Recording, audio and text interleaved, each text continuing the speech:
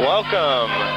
This is Rob Riegel with John Leinert here, bringing you Kinnick High School football from Camp Zama. The Zama Trojans come in tonight trying to battle a Kinnick team coming off a big win against ASIJ, and defense was the key for them, and it's going to need to be the key for them tonight as they are going to come in to battle a team that put up some good numbers in offense against ASIJ. And ASIJ gave us 8 turnovers to help our victory. So we're expecting an even battle. And John, what do you got to say about tonight? What should we look for? Well, we're going to be looking at a passing game from Zama. I talked to Coach Rio before the game. He said that Kinnick was going to air it out a little bit more, so we should have some excitement in the air tonight. It's going to look that same way for Zama. I think Zama's going to need to air it out. I think they've already figured out that Kinnick has only given up 2 touchdowns on offense or on defense this whole year. And the ball is underway, and the kick is away, and it's going down to about the 30-yard line, picked up from the 30, moved to the 35, to the 40. And pretty much a gang tackle about the 41, but nonetheless, Zama starts out with some good field position here tonight at the 41-yard line, their own 41. And John, you were talking about the aerial game, and it'll be interesting to see what the first play is. I think that dictates tempo. I mean, you always want to try and see what you can do right off the get-go. Gives you the coach's philosophy here. People to watch out for Zama. Alexander Miller will be the quarterback. He's number 12. Tremaine Hayes, number 6, is running back, and Dwayne St. Augustine will be the fullback. Kinnick junior varsity team came off of a big win tonight at 12-6, so we're hoping that parlays into a dual victory, but a big break off to the left-hand side across the 50 for a first down. And that looked like number 44, who you were talking about, Dwayne St. Augustine, and that's going to be the real Kinnick nemesis, it seems like. And he had a great game against ASIJ. Talking to Dave Ornauer, he picks him as one of the guys that's going to be key in this game, and just came up with a first down right on the initial run. And that was on a sweep, which kind of surprised me. We've been shutting that down pretty good all year. And there's a nice tackle for no gain. On that tackle, looked like Daniel Ayers, Matt Angstrom, number 11. And Matt, we called his name about 30 times last week, and he is really the key middle linebacker for the Kinnick High School Red Devils. Does a great job. But on that run, Augustine got nothing, and that was up the middle, which also defies what we thought they might do. We thought maybe more success there, but obviously the first 2 plays of the game mean nothing. But 2nd and 10 from the Kinnick 48, and that's a pass, and that's a catch, and nice pass and completion down to the 31-yard line. And on that reception is number 80 for Camp Zama, and that's Burt Matthews. Burt Matthews came up with a nice pass, and actually, really, Alexander Miller did a good job getting it to him. And this is what we were expecting, is that passing game on first down. Let's just, try and drive it down the field. And so Kinnick up against the ropes already, early 31-yard line, their own 31. Zama in the wishbone, hands to the far back, and actually a good job by Kinnick, a gang tackle there. And number 65 on the bottom of that. Yeah, and also Matt Stein's also doing a good job, number 34 on that. 65, Stephen Francisco, who we called his name quite a bit. Yeah, we did. He had a great game. Yeah, he had an excellent game.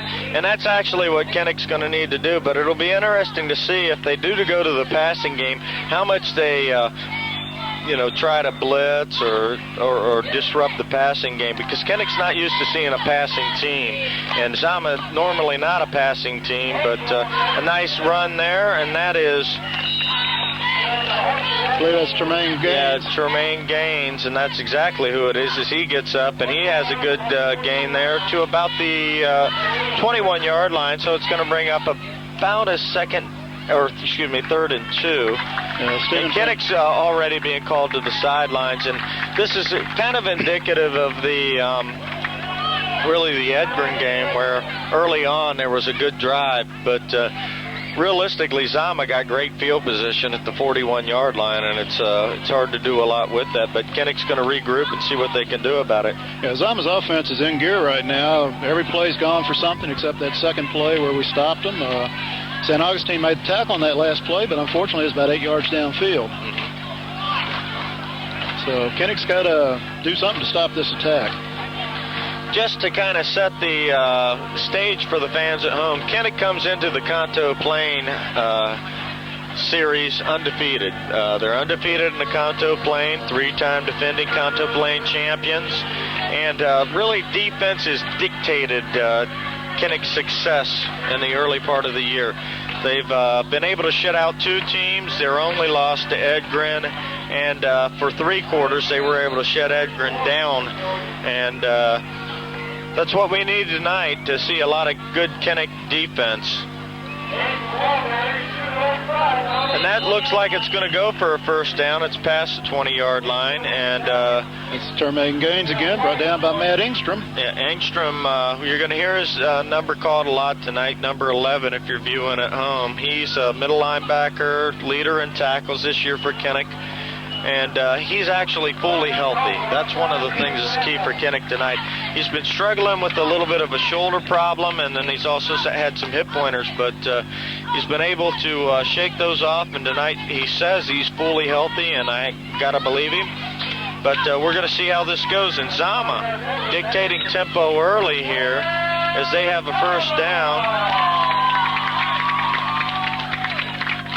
Not that that was hard. I could have picked it out from here. Now, I want to let the viewers know at home that we are below where we would normally view the field. Out to the left-hand side. Another nice run by Termaine James doing a good job there on the left-hand side. And Soriano with the tackle on that. And, Zama's looking very, very good on offense right now. Yeah, they're looking very tough. They've obviously come in with a good offensive game plan. They know what they need to do, and they won't be shy about letting you know that they've studied all the tapes on Kinnick's defense, and that was the one thing that they were concentrating on the most. So we've got a first down and goal here. First and goal, Alexander Miller under the quarterback. I formation. Number 64 in the tackle, St. Augustine. St. Augustine with a good tackle and for minimal gain. And this is where Kinnick typically gets really tough, trying to hold back Zama. Mark Zamora on that tackle. Yeah, we haven't mentioned it, but we're on the Zama side tonight. We're in the middle of their fans. We're right next to the band. You'll hear the band quite a bit.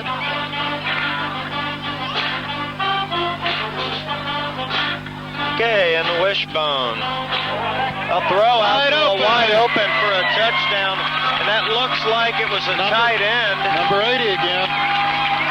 Number 80, Burt Matthews, and he's a sophomore.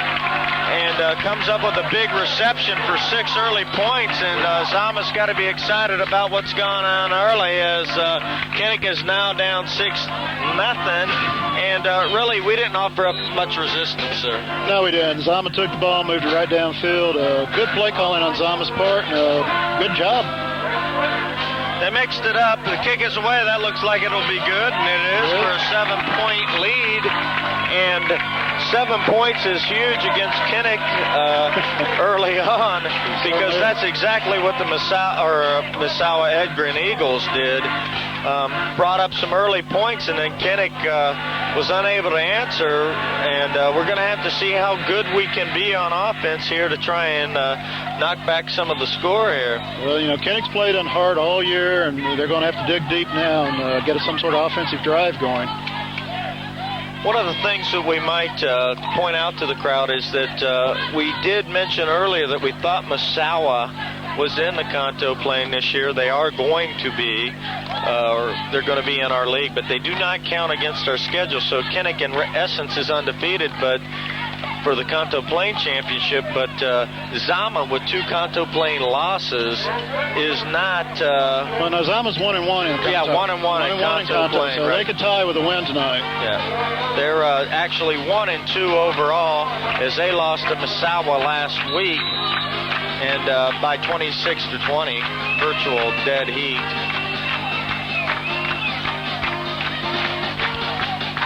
The ball's away. Nice kick. Couldn't get the number, but it looks like Richard Ball, actually. It looked like 80 on that. Huh? No, it's 22. Ray Ponemeyer. Ponemeyer, yeah, Ponemeyer. Sorry about that at home, but...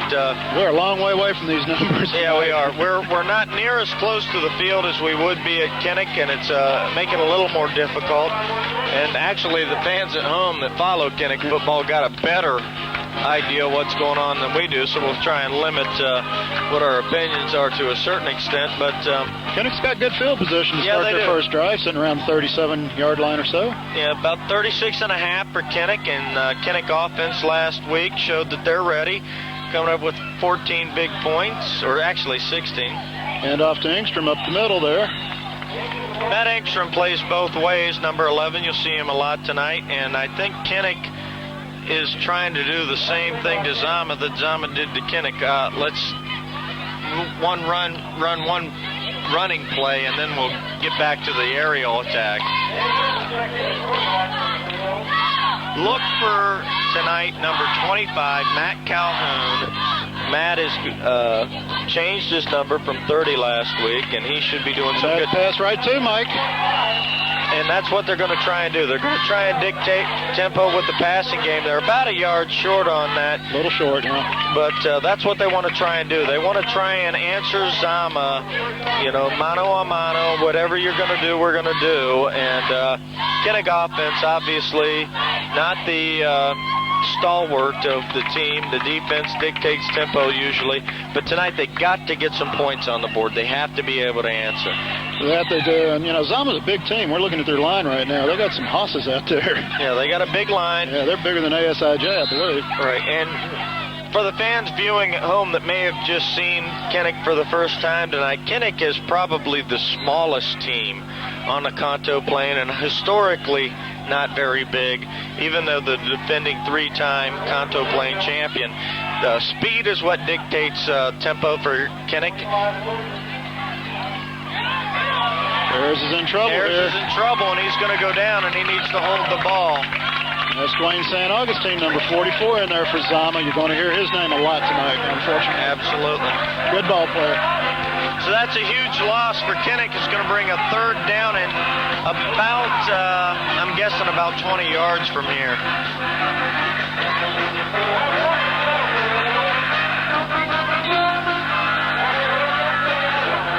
Just want to talk about some of the major players for Kinnick tonight.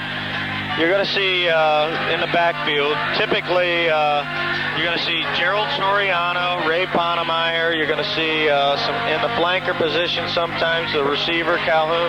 And then we're going to punt. Sorry, my bus, 4th Good down. Punt there, Good man. punt, and he lets it go, and a big mistake. Actually, I think he was trying to avoid it because he couldn't get a handle on it. Yeah. And that is about a 50-yard punt. That's a great punt, even in the air, and then got a Kinnick roll there. Field conditions, it's a little muddy out there after 4 days of rain, but not bad. But the grass. High. The grass is high, especially around the end zones. I'd hate to try to hit a golf ball out of that rough. Yeah, it's brutal. It's some brutal grass. But the other thing is that, even in high school football, they do those sort of things. If they know a defense is a speed defense, that's right. They're going to set up for it. They didn't just magically avoid to mow the grass here. They did that for a reason. They're trying to slow Kinnick down. And we do the same thing. We do the same thing. We try to make our field dictate our nice run, nice opening, but closed down quickly. Got Engstrom in there, 82, Richard Paul.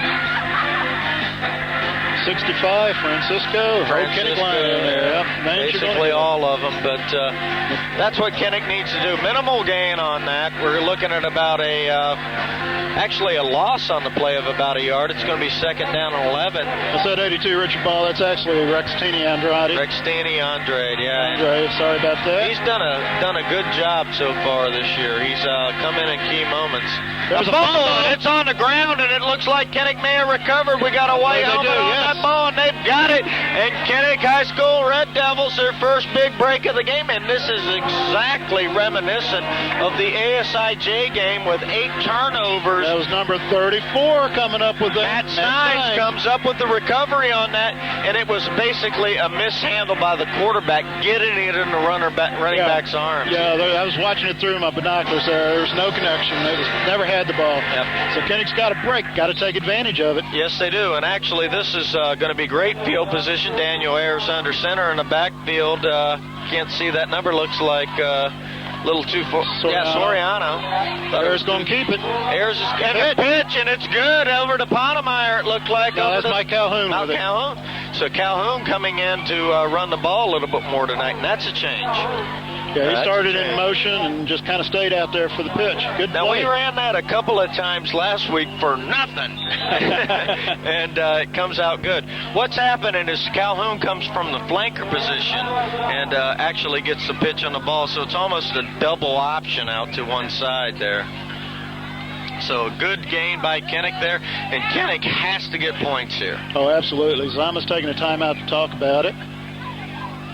So we've seen a timeout by both sides, and this is going to give me a chance to expound on some of the things that are going on around in the Kanto Plain area, and most specifically Yokosuka. And one of the things I'm going to talk to you about, and I'm going to tempt you about it because I'm going to go through the whole game to tell you what's going on. Big New Year's event coming up for Yokosuka. We have one of the probably best MWR events that I've ever seen in my life coming back this year for New Year's. Last year we brought the Legends of Hollywood. We had people like Madonna, Madonna so close that you wouldn't know the difference, I'll tell you that. Neil Diamond, we had Garth Brooks, and we're going to bring Legends of Hollywood back this year, but we're going to get back to the game here. And a single back set is Kinnick with 4 wideouts, 2 to each side. Looks like Engstrom's the sole back here.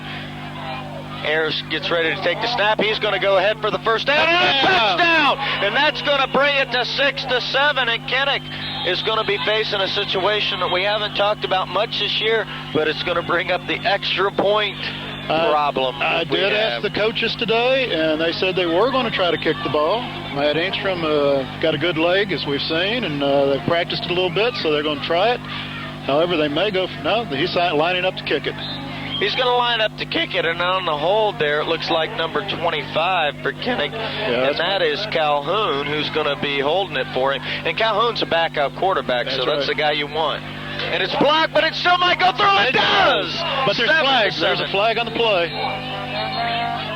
Could be an offsides on Zama, though. I think it actually is. I don't know if they're going to call this back or not, but there was some movement up there early. Yeah. And it is, and that's going to be declining at 7-7. And just what we were talking about, John, Kinnick needs to take advantage of these breaks. That's what they did exactly against ASIJ, where they had those turnovers, and their points, both touchdowns, came over turnovers. And Kinnick, this is going to get them fired up. I think the defense is going to come back out and answer whatever Zama could throw at him, because what we see typically in the first 3 games, and granted, it's not much to go on, but Kinnick has to set in. They got to get fired up. They got to get a reason to get tough on defense, and this is it right here. Well, they came back. Yeah, this is going to be a key series, and I got to admit that first series that Zama ran is the best I've seen so far this year. Yeah. Best looking offense I've seen. We might be in for a barn burner tonight. Yeah, certainly best against Kinnick we've definitely seen. Now, Misawa came down early in the game with a big play, but it was really a broken play. It wasn't like it mattered, and Kinnick defended it well, but it just was one of those lucky chances. So Engstrom to kick, and he's got a great kick away. That's going to go deep, and that's taken at about the 20-yard line. number 84 with the ball. And tackled about the 30, we're going to say. I'm going to guess it's around the 30. Again, we're not high enough to see the line markers, but...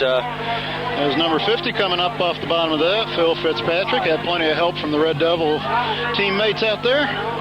So a good game going thus far, 7-7, and I think the turnovers are already haunting Zama, and they got to be thinking, the coach has got to be thinking, what happened against ASIJ? That's right, yeah. But Kinnick makes you do that. Those turnovers aren't by accident. They get in quick. They're very fast. And so you got to get your plays off quick. You can't, just sit around and wait against this great Kinnick defense. A nice run, and that looks like the fullback, number 44. That's number 6, Gaines. Oh, number 6, Gaines again. Yeah. And there was a fake to 44, handoff to Gaines, and a nice gainer there at 6 yards. Yeah, and Tremaine Gaines was the reason why they have 7 points on the board. Let's just... we're calling him Gaines. It's actually Hayes. I don't know why we're doing that. Oh, I don't know. We got a reason for everything we do. Right. Okay, so Hayes. Maybe because he's gaining a lot of yards. Yeah, absolutely. Now, nice play by Kinnick defense there. And then on that tackle was number 40, and that, I think, is Jared Fritz. Jared Fritz, right? Yeah, another linebacker for Kinnick, left side linebacker, or actually, left side linebacker for Kinnick. Yeah, lost about a yard and a half on that. So that's going to bring up a third down, and actually this is the first third down that Zama has faced today, so we're happy about that situation. And they got a good, probably 4, maybe call it 5 yards to go for a first down. And it's a pass, and that's beyond anybody. Maybe the side judge could have caught it. But he was open. Yeah, he was. And actually, that's one of the things that Kinnick is probably not used to seeing is equal speed. Yeah. You got a team that is very fast, and Dave Ornauer, I'm going to actually defer to him in the second quarter, is going to talk a little bit more about the Zama team. We do know they played ASIJ extremely tough, and both their losses against Massawa and ASIJ came at less than a touchdown, less than 7 points. So it's a good team. It's a well-balanced team. And here's the one thing that we don't speak enough about, a well-coached team. Zama is a very well-coached team. And this is going to be another timeout. Yeah, Zama took a timeout. They must not have had the right personnel in the... Yeah, for the punt. And that's probably something they're not used to doing. Zama is had a lot of offensive success. Yeah. So they haven't had to punt the ball too much. They've been able to rack up some very good scores. 20 points against ASIJ and 20 points against Massawa. So those are two good offenses. Quentin, number 39, will be back punting for Zama. He's a brother of another Quentin boy that graduated last year that's an outstanding ball player. I can't remember his first name right off the hand. He was the other Quentin. Yeah, he was the other Quentin. Ray Ponemeyer back to receive this ball along with Gerald Siriano. Siriano, the up. Daniel Ayers is back. Oh, Daniel Ayers. I got the 2. I didn't get the 1. And that's a beautiful punt. High punt. And Ayers is going to let that one drop. And he picks it up on a bounce and still runs ahead for a gain of about 7 yards on the play. And he's up to the 30-yard line, which is respectable for Kinnick. And Kinnick has dodged some bullets early on. Yeah. And this is what we were hoping for, is to see Kinnick be able to come in, stem the tide, and be able to go on their own. And the offense is going to be key tonight. They have got to put some points up. They cannot rely on a shutout tonight. Well, they've got to move the ball downfield. They scored on a turnover where they got it in good field position. They need to show that they can move it downfield now on their own. So Ayers under center. In motion was Ponemeyer. Ayers is going to be thrown for a sack. Yeah, and he's thrown for a loss there, and that's a big loss of about 11 yards as he's thrown down about the 19-yard line. And Daniel Ayers, one of the things that he does have is some mobility, but the offensive line at Kinnick is a bit undersized this year.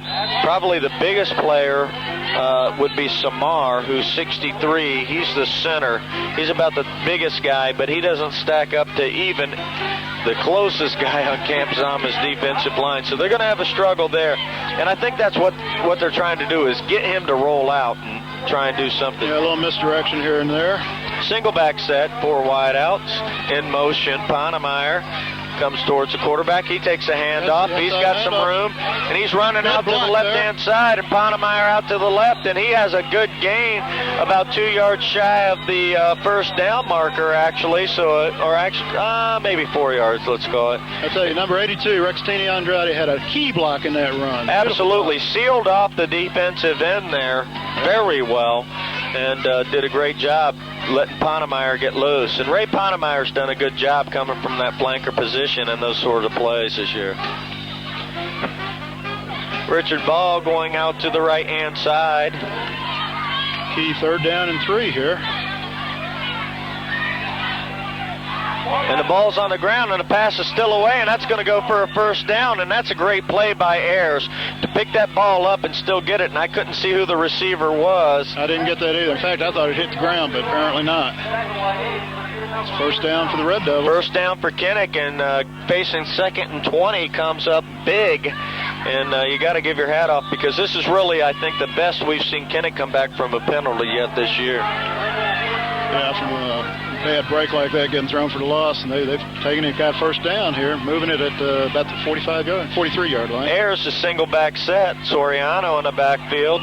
In motion Ponemeyer, and there's going to be a stoppage of play. It's the end of the first period. End of the first period, and a quick first period at that. And Kinnick High School Red Devils against the Camp Zama Trojans, 7-7 knotted up, and don't go away, because this is going to be an intense battle tonight. And this right here could come down to Conto Plain championship time for Kinnick. Oh, absolutely. If Zama wins this, they're back in the hunt. If we win it, we're in the driver's seat. No Absolutely. doubt about it. Absolutely. One of the things I think that was surprising to most people was Kinnick's win against ASIJ. I think that was probably, it surprised me, I have to honestly say. But what I want to do is I want to defer now to Dave Ornauer, Pacific Stars and Stripes. I'm going to let 2 of the experts of Conto Plain football get on, and they're going to tell you about everything. We're going to talk about all sports on Conto Plain. John Leinert's got his checklist, and I'm just going to defer right now. Okay, as we pass it over to Dave. And the game situation is we have a first down and 10 about the 43-yard line. Kinnick moving the ball here. Dave, you on yet? Yeah, I'm here. All right, welcome. Thanks, John. Ayers with a quick pass, knocked in the air, and to the ground. Incomplete pass. Now we have a penalty flag coming in late. And I think we might have one of those gratuitous late hits, John. Could be. We'll have to see as they sort things out, but... Well, while we have a break here, what do you think of the first period? I'll tell you what, this is exactly what I expected Zama to come out firing, but I also expected Kinnick to rebound. Because this is a solid ball. Oh, and the penalty is going against Kinnick. Whoa. Oh, wait a minute. No, we've got offsetting penalties. Probably after the play is over with, so they'll just make it second down. Yep. So it'll go as a batted pass at the line of scrimmage, and will be 2nd and 10 from the 42-yard line. No, I expected this. I expected a tight game, just like we had last year here, John. Yeah, very good game last year. I thought that first drive by Zama was a well-executed drive. No, it was very well thought out, very well executed, and then Zama just the offense kind of died out a little bit, and they made a critical mistake down there deep, allowed Kinnick to get back in the ball game. Absolutely. And that's something you can't let a team this spirited do, because they will take advantage, as any good team should do. Okay, Ayers, handoff. Looks like Engstrom pulling up the middle a little bit, tackled by a bunch of Zama Trojans there. Well, that's the type of running that you can expect out of Matt Engstrom. Very hard. Yeah, he's not going to bust them very long, but he'll take them up the middle and get you 3 or 4 yards. And he'll get it to you every time, and he's totally unafraid, which is the thing that I like about him. It's a thing I like about this Kinnick team. They're outsized and they're outgunned, but they are totally unafraid. Well, as you said in the paper today, they play with a lot of heart. And they wear it on their sleeves every time they step out on the field, John. Yep. Ayers under center again. quick pass. Oh, that's actually a lateral. And actually a loss in the play there. So that play didn't do anything for the Red Devils. A little slow in getting developed. Couldn't get it outside. So it'll be back to the, well, about a yard ahead of the original line of scrimmage. It'll be 4th and 9 at the 43-yard line, and Angstrom to punt. Back deep will be Marquise Berry, who's the younger brother of Tiger Berry. Yep. Former All-Japan player who was on the same All-Star team that we saw last year. Oh, bad snap, way over Engstrom's head. And picks it up and tackled immediately, and there's a big break for the Trojans, a bad break for the Red Devils. This after Angstrom had a 57-yard punt on his first try. This time the ball goes way over his head. Very little you can do about that. There's nothing you could do. I mean, you know, you'd have to be a basketball center to jump up and get that one. So Zama gets a big break. They get it. Can't quite tell where it is. It's inside the 10, though. It'll be 1st and goal for Zama. And it's way down there around the, I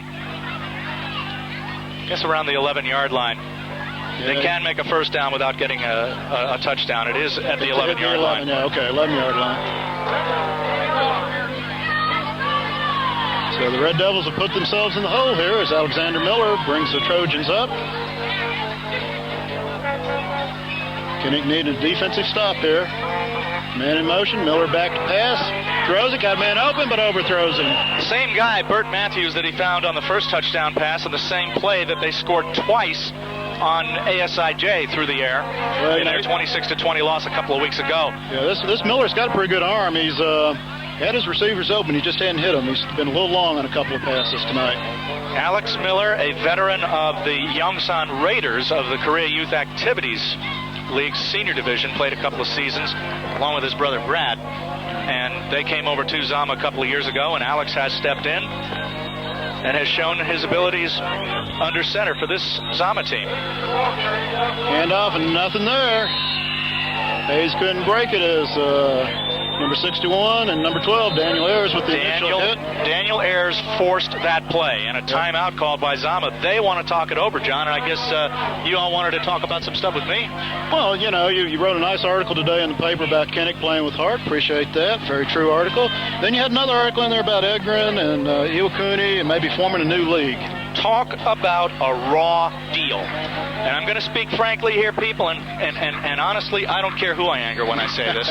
Edgren and Iwakuni belong in.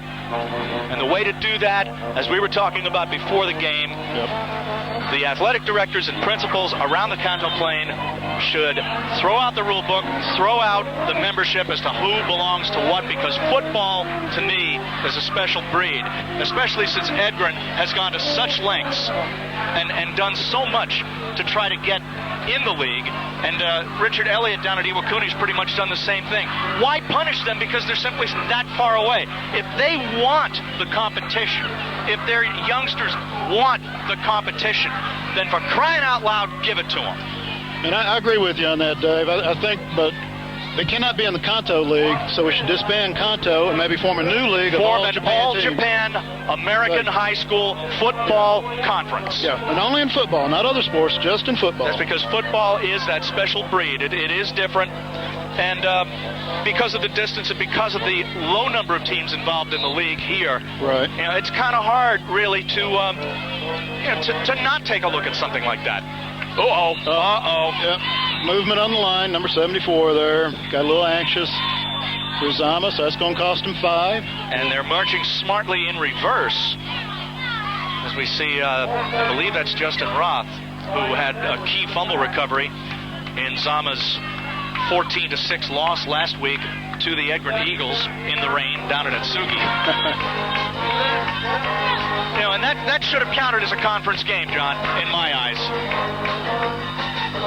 Well, let's see what Zama does in this play. Miller with it, rolling, looking. Got Berry. Not open, but a nice try. That's number 8. That would be Marquise Berry again. Good coverage that time down in the left corner, I believe, by Daniel Ayers. And it was either Ayers or Soriano. I couldn't tell. Down in that left corner. Now, what you're going to see, Terrence Quinton, a soccer player for Zama, has got a good leg on him. He's hit a couple of field goals. He's going to try one here, and this should be, I believe, a 34-yarder with T.J. Decker to hold. Kick's partially blocked, yeah. I didn't see who got a hand on it. I didn't either. The line got in there pretty good for Kinnick, though, and blocked that. Quentin had a brother, didn't he? That played last year. Yes, he did. What was his name? Older brother, I can't seem to remember. But he was a good ball player. I remember that. As it is, the score remains 7-7 with 9:52 left. And Kinnick came up with a big defensive stand there after turning the ball over deep in their own territory at the 11. I'll have to see if I can't find out who blocked that field goal. Well, I'm sure you'll find out at halftime. As the Devils take over 1st and 10 at the 18. And that modified run-and-shoot set of theirs. Barney Rio pulling out all the stops, doing anything he can to give the Devils an edge offensively. So Ayers under center here. A little confusion on the part of the Zama defense. Yeah, trying to get the right people in there, or get enough people in. Ayers with a quick toss that was batted down. That was batted at the line of scrimmage. Can't quite see by who, but it's Dwayne San Augustine, number 44. He's had a good game so far tonight for Zama. What I'm waiting for is an explosion by the Trojan Tornado. Tremaine Hayes, number 6. He had a huge game in the season opener against ASIJ and against Yokota, and then had another big run against ASIJ in a losing cause. He has yet to break out. Whoa, nothing there. And I'll tell you, Soriano on the run, 34 in that tackle. He saw a full-color portrait of the Zama American Trojans defensive line. Yeah, that was Brandon Faulkner with that stop. And a loss of 2. Going to bring up a 3rd and 11 here for the Red Devils. They need a first down. They need to get out from the shadow of their goalpost here. Well, John, I don't care what they have to do to get it done. Sure, you could come up with all kinds of reasons and excuses and pontificate on why it can't be done. Sure, you can find all kinds of reasons why things can't be done. As we see, nice inside handoff there. Matt Engstrom breaks it out. A little short of the first down, though. It's going to bring it about 4th down and about, looks like maybe 2 or 3 yards. Yeah, it'll be a punting situation for the Devils. Which didn't work out too well last time. Well, it's only 4th and 1, so... 4th and 1. They may go for it here. Looks like they are. They may just try to pull them offside. So, no, Engstrom's in the back. And now they've got nobody deep, so Terrence Quinton, who is not that fleet of foot, is forced to go back there. Yep. A little confusion on Zama's side. There's a good snap and a good kick once again. 30-39 drops it. It's on the ground. Oh, my! Kinnick recovers. How do you like that? I do. I like it. And looks like number Richard Ball. 81, Richard Ball. Richard Ball, Mr. Interception. And like you say, that hurt Zama not having the right person back to receive that kick. Yes, it did. And so Kinnick did a very good job of confusing the Trojans. So the punting game has figured in very heavily so far in this game. Sure has. As the Kinnick offense still on the field, Ayers brings them up. Slightly better field position than we had last time. Sitting right inside the 40-yard line. Ayers has it, looking to hand off, gives it to number 24. Running through the middle there. It's Ariel Zamora. Nice game for Ariel. He had a big play last week, that punt block, and fell on the ball in the end zone. Sure did. We do have a flag down, and they are talking to the Kinnick captain, so I'm assuming it's a flag against Zama. Yeah, we'd have to assume that. Now, Dave, I agree with you that Iwakuni and Agron should be playing in a league with the other teams. Now, I also agree that it cannot be the Kanto League. Absolutely. That's why I say, for football purposes, let's see. I challenge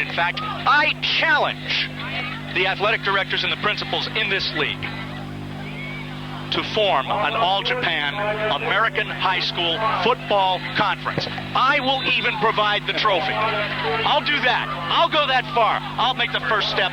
I'll provide the trophy. All right. I challenge you. Will you do it? Will you give these young people the opportunity that they so richly deserve? Well, there you have it, folks. A challenge by Dave Ornauer to all the athletic directors here in Kanto. See what happens. Movement there. Engstrom with it on a little pitch. And he's not going to go very far on that play.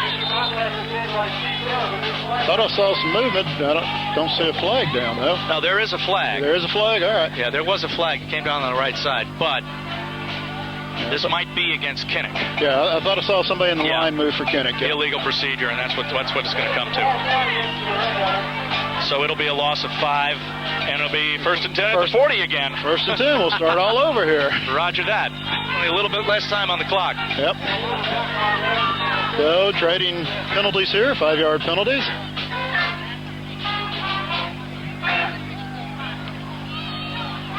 So let's see if Kinnick can see what they pull out of their hat this time. See if they can keep the momentum that they seized on that fumbled punt return, and that's the thing that's hurt Zama the last couple of weeks. There haven't been many of them. They've been key errors, key turnovers that have come at the worst times. Drew Cabin's last week, for example, the interception and return for a touchdown, which put Edgren on the board. In fact, put them on the board to stay in the game last week. So out of the shotgun here. Oh, that's a bad snap. Harris running it down. And he goes down. Well, at least Kinnick keeps the football. That looked like it was supposed to be a direct snap to Soriano coming across in front of Harris. Well, he did leap in the air as if to grab the ball. And yeah, I think that might have been a direct snap to Soriano, and he's going to take it around end on that. A little trickery there by the Red Devils. At least I hope that's what it was. Instead, it will be 2nd and 30 from the 40. They have to get to Zama's 30-yard line. So both teams have shown a capacity to go in reverse very well. Yes, definitely.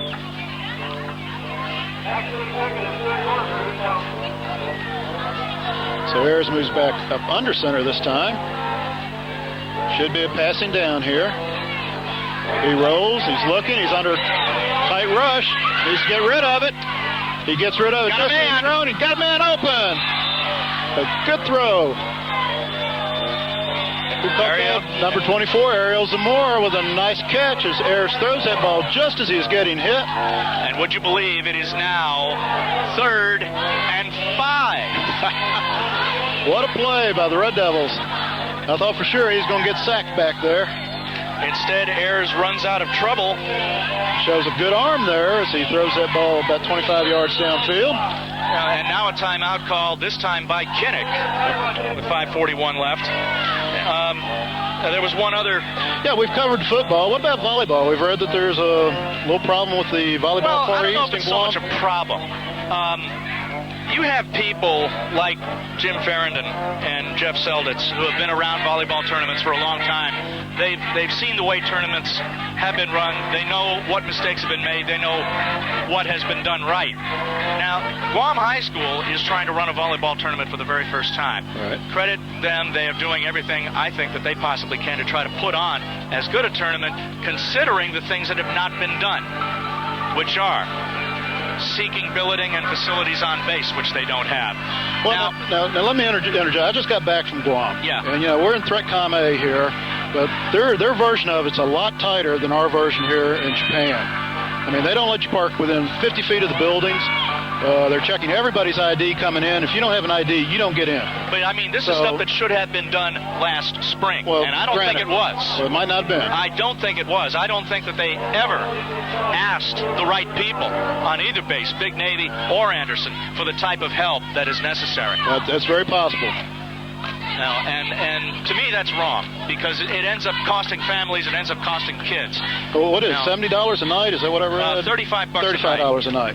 You can't per kid. You can't fund that through bake sales and car washes. Now, that's a lot of money. I mean, that takes a lot more than that. Ayers back, rolling, looking. He's going to keep it. He's got a first down. Whoa, what a tackle over there. And Ayers bounces right back up. That looked like Jim McMahon in the '86 Super Bowl. Sure did. What a hit there as I think Terrence Quinton, number 39 with that. But it's a first down Kinnick. Believe it or not, they keep the drive going. Well, they'll go in the highlight plays. Certainly will. Good play by Daniel Ayers, though, to keep that ball and get the first down, keep that Kinnick drive going after facing a second and, what was it, 30? Yeah, second and 30. They came back all the way and got the first down, and they are driving. Certainly are. Ayers under center. Soriano in the backfield.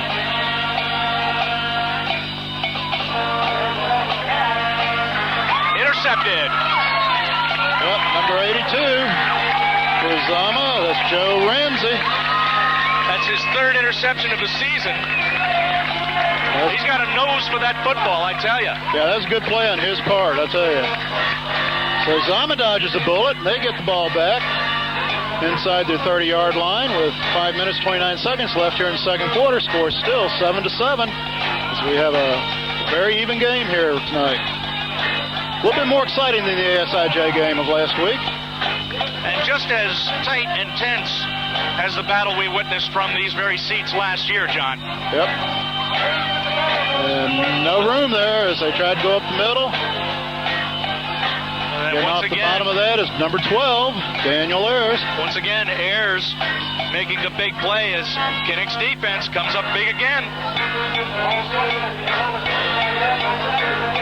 As they have all year, this has been the year of the defense for Kinnick. They've played defense tough for the last 4 years, but I think this year maybe it's the toughest they've played. Well, I'm impressed. Once again, Kinnick, never say die, refuse to lose. Looks like it might be a passing play. They've spread a lot of people on the field. Now it's going to be a pitch, a sweep. Comes 44, Dwayne St. Augustine with some room. He's close to a first down. Yeah, hit by number 11, Matt Engstrom, and Gerald Soriano. Soriano got to him first. Engstrom finished him off. And it looks like they thought they were going to measure that, but I don't guess they will since they moved the ball already. Yeah, no, it's a first down. It's definitely a first down. Yep, first down.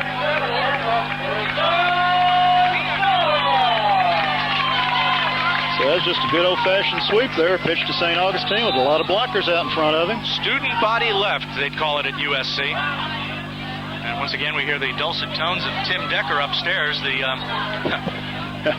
Army colonel who sits on U.S. Army Japan. Hand off up the middle there. Stopped by 34, Matt Steins. Chief of Staff's office up here, and rumor has it that he ditched a golf foursome today. Did he to now? come to this game. Yeah, that's pretty serious business there. So they picked up about 3 or 4 yards in that play. Brings up a 2nd and 7. From the 40-yard line, Zama trying to get the go-ahead points before halftime. Back to pass, deep drop, swings it out. Ouch. And whoa! Fumble. And they're saying they're ruling it dead. Yeah, no incomplete. touchdown. Yeah, incomplete. Incomplete pass. And I think that was a good call, actually. St. Augustine had it for a second, hit, and watching the guy run it, I didn't see who got the hit on that, but it was a good hard hit. Well, actually, the rule as it states, I think the question is whether he had possession of the ball, but also, was that a backward pass? Because if that was a backward pass, that's still a live ball. That'd be a lateral, but no, I guess they called it a forward pass. Oh, they're saying he was down. They're saying he was down. Oh, it's a complete pass and down? Yeah, it is a completed pass. All right. Well, that answers those questions. So another passing situation. He's going for it all, and nobody out there overthrows him by 10, 15 yards. So I don't know if that was a busted play, somebody ran a wrong route, or he just got a real strong arm all of a sudden. Yeah, well, probably a combination of all three. Could be, so. Okay, so it'll be 4th and 14 from the 33, and it's going to be a punting situation for Zama. We've had a lot of action on punts so far tonight. this time Quinton will drop back. Had a bad snap that could have cost Kinnick dearly. Did not. They escaped danger that time. Daniel Ayers back deep. It's a short punt this time. got a good bounce on it, enough to be able to take it to about the 45-yard line, it would appear. Yeah, but it's still in Zama's territory, so Kinnick comes up with great field position here. With 3 minutes 41 seconds left in the first half, second quarter. 7-7, still the score. Time enough for some quick points here. Yeah, because Kinnick will throw the ball. Oh, yeah, they'll throw the ball plenty on that, that run and shoot. Yeah, they've had success with the passing game tonight. Just got to avoid all the turnovers. Avoid the mistakes. Mistakes will kill you. So Ayers moving up under center now. He'll take the direct snap. Just inside the 45. Now we have I think a timeout called by Kinnick. Let me see. No, Zama. Zama called it. So getting back to volleyball real quick, they've got a billeting problem that's costing a lot of money. Yeah. They're not going to be on a military base. They're in the middle of the community. Well, it's basically at a college, as I understand it. Yeah, the University of Guam. Yeah, and granted, that's a generous offer from the university, from the Department of Education, to make those kinds of offers. But for years, this tournament's been held for 22 years. They've never had to pay more than $7 a night for billeting. Right, and that's the big sticking point, I think, right now, is the cost. And plus the fact that teams that are not DOD, that have to come from out of area, such as Hong Kong International School, as I understand it, Seisen is not going to go. That's what for you them, said, yeah. That would cost 100,000 yen per kid. That's an awful lot of money. That's a lot of money. It's a lot of money. That is an awful lot of money. Yeah, because you got the airfare over to Guam. I don't know what I know what the military fare is. I don't know what. About $400 round trip. $344 for military airfare. And for the non-DOD. Yeah, that's what I was wondering. I don't know what it costs for a straight probably ticket. Costs a lot more. Yeah. So that's an awful lot of money for a family to be expected to raise, especially ones that have more than one daughter going to be playing in a tournament. Oh, absolutely. And I feel for Jim Farrington, who's taking himself and two others. I really feel for him. And I mean that. That's not no sarcasm there. Inside handoff there. Looks like Engstrom with the carry. Nice pickup there for Kinnick. Picked up about 5 yards there. Going to bring up a 2nd and 5. Clock is running. Approaching the 3-minute mark here. Kinnick taking a lot of time here. You'd think they'd be in a little bit more of a hurry. With good field position and the clock running down. They got, 2 timeouts left, Dave? I'll have to check. I know Zama doesn't have any. Okay, Ayers under center. Ponemeyer in motion. Yeah, Kinnick's got 2 left. Hand off to Soriano, and he's hit in the backfield and gets back to the line of scrimmage, maybe a gain of half a yard. Good defense there by, is that number 32, I believe? Or 39 again. Couldn't tell, never did turn this way, but good defense there by Zama. 3rd and 5 now. 2.5 minutes left.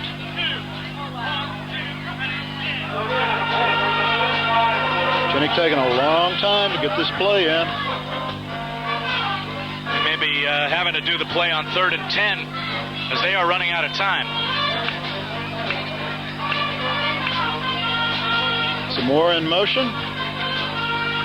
Ayers going row. Engstrom, good block there. Pass downfield. He's got a man open. That's Zamora. And then he's swarmed over by 3 of the Zama Trojans. Jermaine Hayes was one of them. Terrence Clinton was another. But it's a first down. 2 minutes, 6 seconds left as Kinnick's on the move here. Time has stopped so they can move the chains. Ball at the 26-yard line, a gain of 14. Yeah, I'd like to see Kinnick get in a little bit more of a hurry here and conserve some of this time. Of course, they haven't started the clock yet. Now they do. Yeah, but they're not paying attention up in the booth. Yeah, now it's going. It cost a couple of seconds, but we'll take that. Oh, I'm sure you will. Okay, Ayers under center again. Straight drop, quick drop, tried to get it out to... I think that may have been more to conserve time than anything, but the clock continues to run. They're not paying attention upstairs. They sure aren't. That should be a dead clock and the incomplete pass, and the clock is running. I don't understand this. It's still running. They never did stop it. And I'm not sure the officials on the field However, are even noticing. The official time's on the field. Supposed to be. So I think they may make an adjustment, or they may keep the time. Yeah, they may just not start the clock. The side judge is saying it's on me. It's on me. Yeah, okay. So that didn't cost Kinnick anything, hopefully. Okay, Kinnick up. Everybody split to the left here. Yeah, they got 3 receivers to the left side. Ayers is rolling that way, looking. And the receiver falls down. That was 81, Richard Ball. Kind of fell down over there. Field is a little slippery tonight. But he might have run into that high grass over there. Could be. Tell you what, it wouldn't surprise me now if we see a quarterback draw, because I know that the same play that Ayers scored on. Right, and we ran that last week too. It's been successful. Split everybody out and then just go up the center. Absolutely. If you beat the first guy, you got a big gain. Absolutely, because you know that they're going to be looking, they're going to be guessing pass. Oh, definitely. See, let's more standard. 2 to the right, 2 to the left. Zama's got a linebacker in there, so he ain't going up the middle. Tough rush. He slips and goes down. There's Dwayne St. Augustine right in there on that. Good rush by him, but Ayers slipping really cost him that time. He was in the muddy part of the field. And it has been raining all week long. This first day it hadn't rained since I can remember, actually. So it'll be 4th and 17 from the 33, and I don't know if Kinnick has anybody who can boot a 50-yard field goal, which is what it will take. It'll be another timeout called by Kinnick. Yeah, Engstrom's got a good leg, but I don't think they're going to try it from here. We've got exactly 1 minute left in the first half. Well, if they ever stop the clock. Yeah. It's still running, and they finally stopped it. So anything else you want to talk about, Dave? Well, I think I've vented as much as I want to vent. So you put a challenge out to the athletic directors. Once again, I challenge you, principals, athletic directors. To heck with who's a member of the Kanto Plain. You have 2 teams, Edgren and Iwakuni, that deserve the same chance at the competition. Don't punish them because of distance. Don't punish them because of money. Find a way. Let's form an all-Japan American High School Football Conference. Once again, I will put up the trophy each year for whichever team has the best record within the All-Japan American High School Football Conference. They'll win a trophy. I will put it up. Let's see you do the rest. Hey, Dave, one small problem is ASIJ refuses to travel to Akron. How are we going to overcome that? Are they always going to get the home game out of this? Or play it at Atsugi, maybe? Possibly, but at the same time, if they're not involved, then there's 5 others. Yep, that's true. Okay, Ayers under center. They're going for it on 4th down and long. He's looking. He's got a man open, but he's hit and fumbles the ball. Recovered by Kinnick, but it doesn't matter. That was a 4th down play. Who got in there on that hit? Is that St. Augustine? St. Augustine. It looked like Shorter was in on the play also. Yeah, he and Engstrom having a few words after that play. They're both hard-nosed. Very, very similar type ball players. Competitors. Yeah. All the way. Okay, so we don't put ASIJ in the league. We have an all-DOD league. Possibly. We've talked about that, too. We've talked about that, too. So then you could run 2 leagues. You could have the Kanto League and then the all-DOD league. A league within a league, so to speak. Yeah. You still have your Kanto Plain champion, but you also have your DOD league or champion. So I'm not sure how much time's left. There's a flag on the play. Looked like some motion in the left side of the line. As Barry tried to take it outside, but he's met there by a bunch of Kinnick Red Devils. So 82 gets up. Rex Taney, and of course Daniel Ayers had instrument on the plays. They're in on a lot of the plays. Offside Kinnick. So that's going to hurt. There's going to be 5 yards and a down.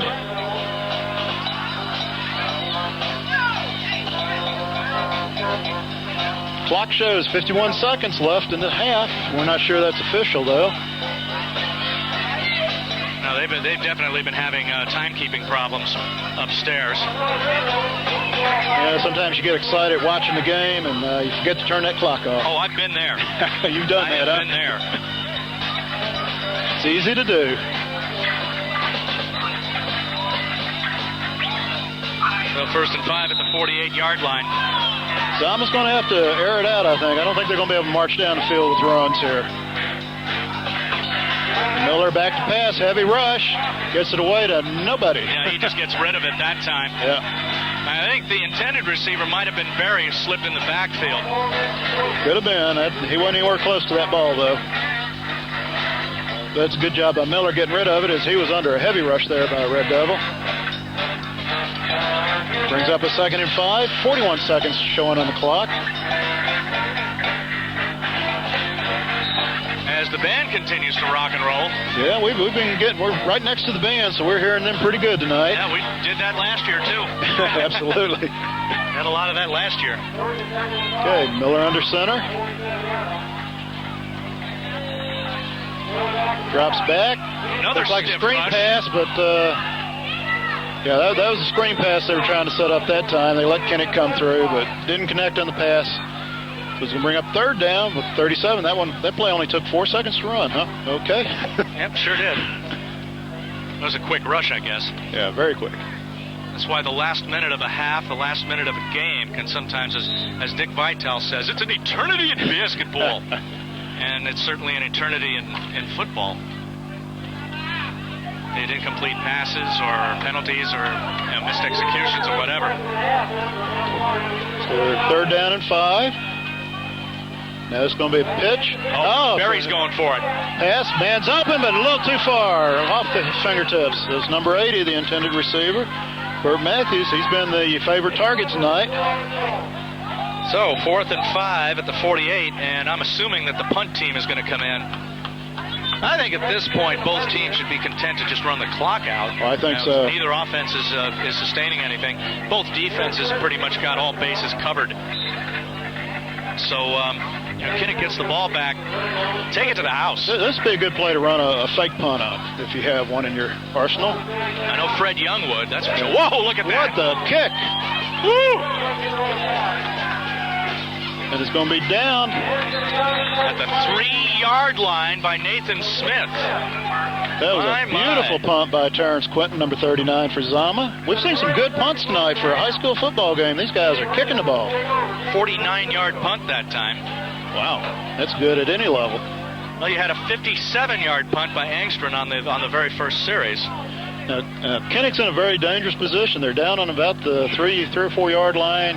Wait for them to spot it. No miscues here, and we certainly don't want to give up a safety. No, you don't want to do like the Giants did in that infamous NFL game against the Philadelphia Eagles. That's right. So I think just a couple of quarterback sneaks here, and let's go to halftime. And that's what we got. And I think that's the only play they need to run. Yeah, should be. And we have come to halftime, folks. Well, if that clock's official, we don't know about that yet. Because there was a malfunction in it earlier.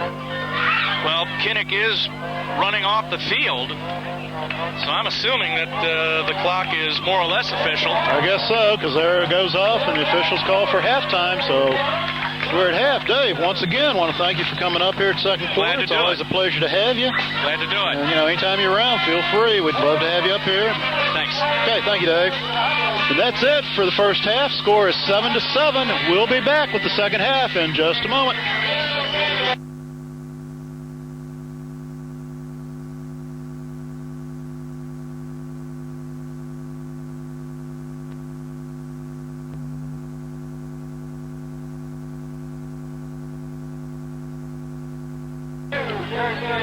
Welcome back to the second half of Kinnick High School football. This is Rob Regal with John Leinert, and we're watching Kinnick High School Red Devils against the Camp Zama Trojans. 7-7 tied, knotted up, and John, defense dictated the first half. Absolutely. Zama started first possession of the game, drove it down the field like Kinnick wasn't even out there. Right. But since then, Kinnick's come up big on defense, and it's been back and forth. Big breaks, big penalties. And turnovers. Again, we're seeing turnovers here haunt both sides, but fortunately, Kinnick's only scores coming off a turnover, and Camp Zama giving up a big turnover in their own end. And what we see going on here is that Kinnick gets the ball in the second half, and here we got to do something. Now, last week we saw Kinnick defer. They said, hey, let's bring the defense out. We're way better off with that. But here they know they got to get some points on the board. A little change of strategy. It's going back, looks like Soriano with it. Soriano, 25 down to the 30. In front of him. and drug down about the 35, 37-yard line, and actually good Kinnick field position here to start the second half. And we're going to be going right to left on your screen as you're viewing this second half for the third quarter. And John brought up a good point. Defense dictated here, but what we need to really see is the elimination of turnovers here on Kinnick's behalf and Zama if they want to do something. Not that we're concerned about this that. First drive by Kinnick, I think, is important. They need to take the ball, move it downfield. Maybe not score. It'd be nice to. Yeah, but at least dictate control. tempo. But field position, I think, is good here. So that's what we want to see. And a nice throw, but never turned around, was Ray Ponemeyer, and he would have had the ball in his hands had he done that. But well, actually, that was 82 tempo. But field position, Andre just didn't turn around. I don't think he was. I don't think he's the intended receiver. I think actually the intended receiver is overthrown. Because he never looked for the ball. You're right. No, he was blocking, and the whole time, and never gave up on his block, which we'll give him credit for. But nonetheless, busted play, 2nd and 10, and I'm glad we had a chance to get Dave Ornauer from Pacific Stars and Stripes. I want to thank him again for coming back here. Got Daniel Ayers under center. He's looking to hand off. He goes to the first back through. Looked like Engstrom, but I couldn't tell. Yep, and getting out of the piles, Matt Engstrom, and with a minimal gain there, gain of about 3 yards, and really we haven't seen much ground attack by either team. We saw Zama, as you said, come down and just be able to run the ball nonstop, in essence, in the first drive. And every play was going 10 yards or better, it seemed like. And Kinnick shut them down, and now we're going to look at Kinnick as having a similar problem, really. 3rd and 7 here. Big play for the Red Devils. Has an open receiver, but it's going to be just short of the first down to about the 46-yard line. It looked like having a tough time coming up with that number from you. It looked like Ponemeyer, and it was. Ray Ponemeyer comes up with that reception, but he's still a little bit short, and it's going to be interesting to see what Kinnick does, because they are not shy about midfield going 4th and 1 at all. Well, but they're going to punt, and Engstrom's back. This is 4th and a long 4, so. Yeah. Oh, yeah. Yeah, so we couldn't tell where he went out on the far side, but a nice kick by Engstrom as he backs up the receiver for Zama, who drops the ball again and is tackled immediately. And in on that tackle was Richard Ball coming down from the far side of the field, and he was able to get on him. And Zama's got to be thanking the Lord that they were able to come up with that ball, because they've already fumbled one on a punt. And fumbled a couple of times otherwise. But that was Marcus Berry for Zama that couldn't quite get the handle on that. But Zama does get the ball at about the 23. About the 23-yard line. It'd be difficult to give it exact, maybe 24. But Kinnick, nonetheless, dictating field position early on, and if they can hold him here, it would be great.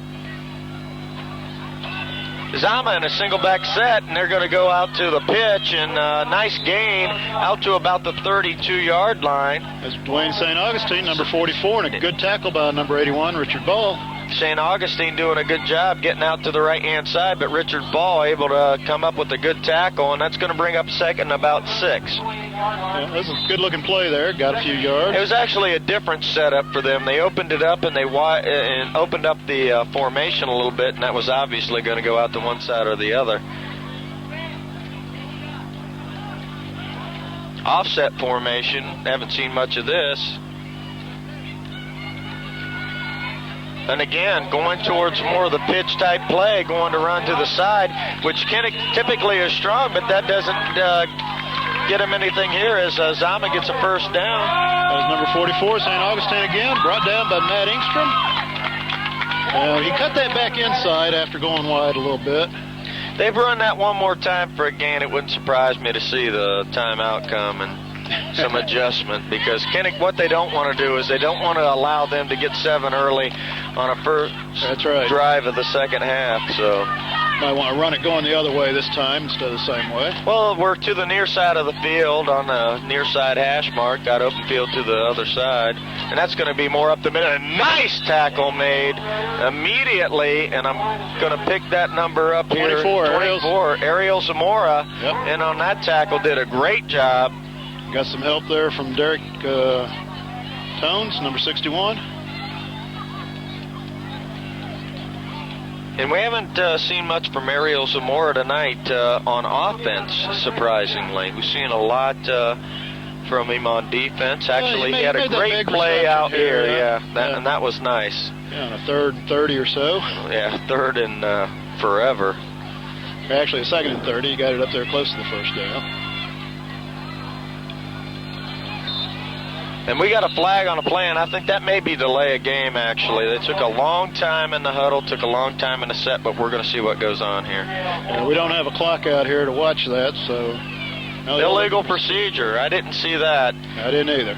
But it may have been a two-people shift or something like that, something obscure. But we'll take those 5 yards. Hey, 5 yards is big here. When you're tied, every penalty matters. And that's the thing Kinnick's probably getting in their head is that, hey, look, we just got to stop them, period. How we do it, we don't care. Yeah, if they stop themselves, we'll take it. That's going to bring up a 2nd and 15. Out to pass, out to the right-hand side. Nobody's going to catch that, maybe the coach.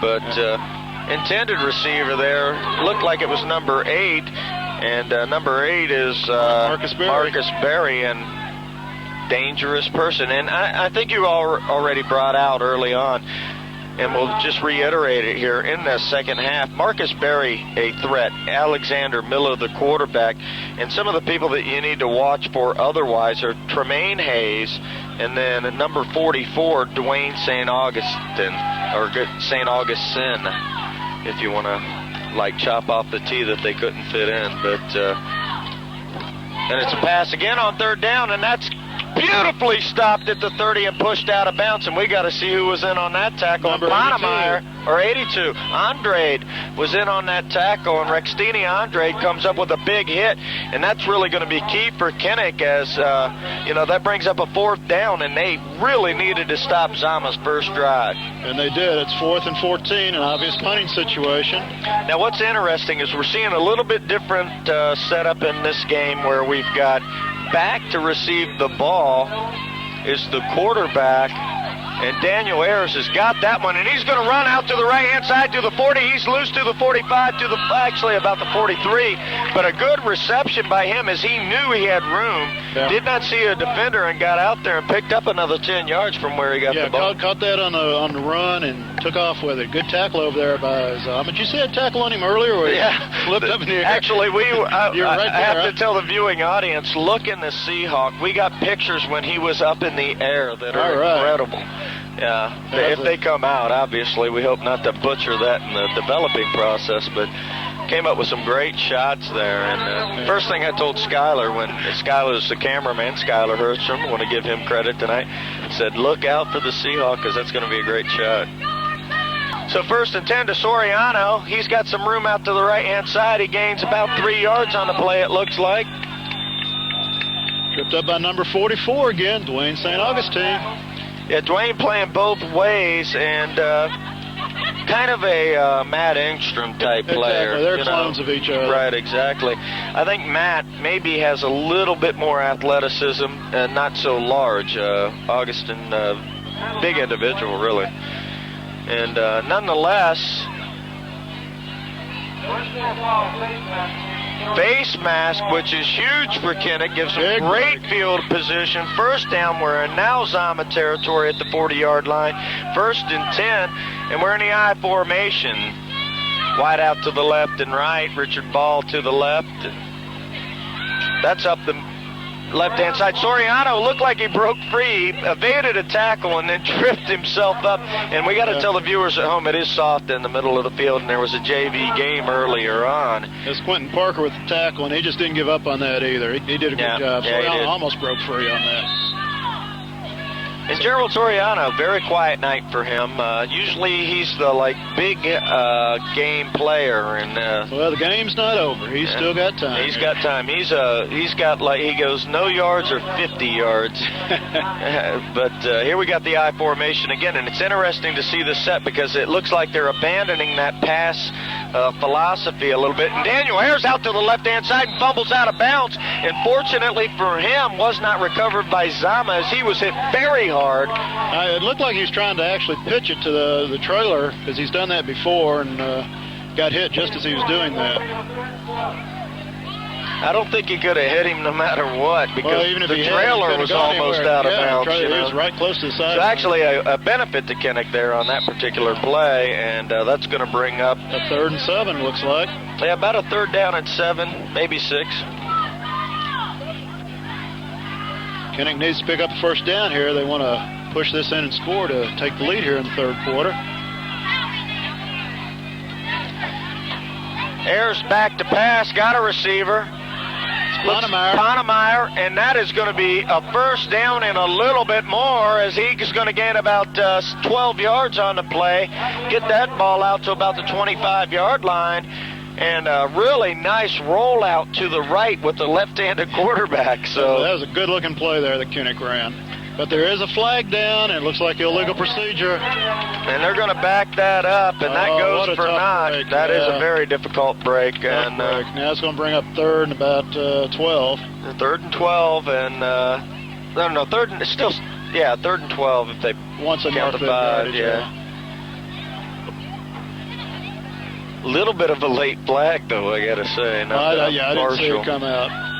But that play picked up 14 or so let's run that again. That's what I said. Actually, you know what? They haven't run to the open side of the field much, and when they have, they've had some success. Richard Ball in motion. Yeah, he's sprinting out here to get in position. I formation. Ayers got someone in his face. A beautiful block by Angstrom. He's long going pass.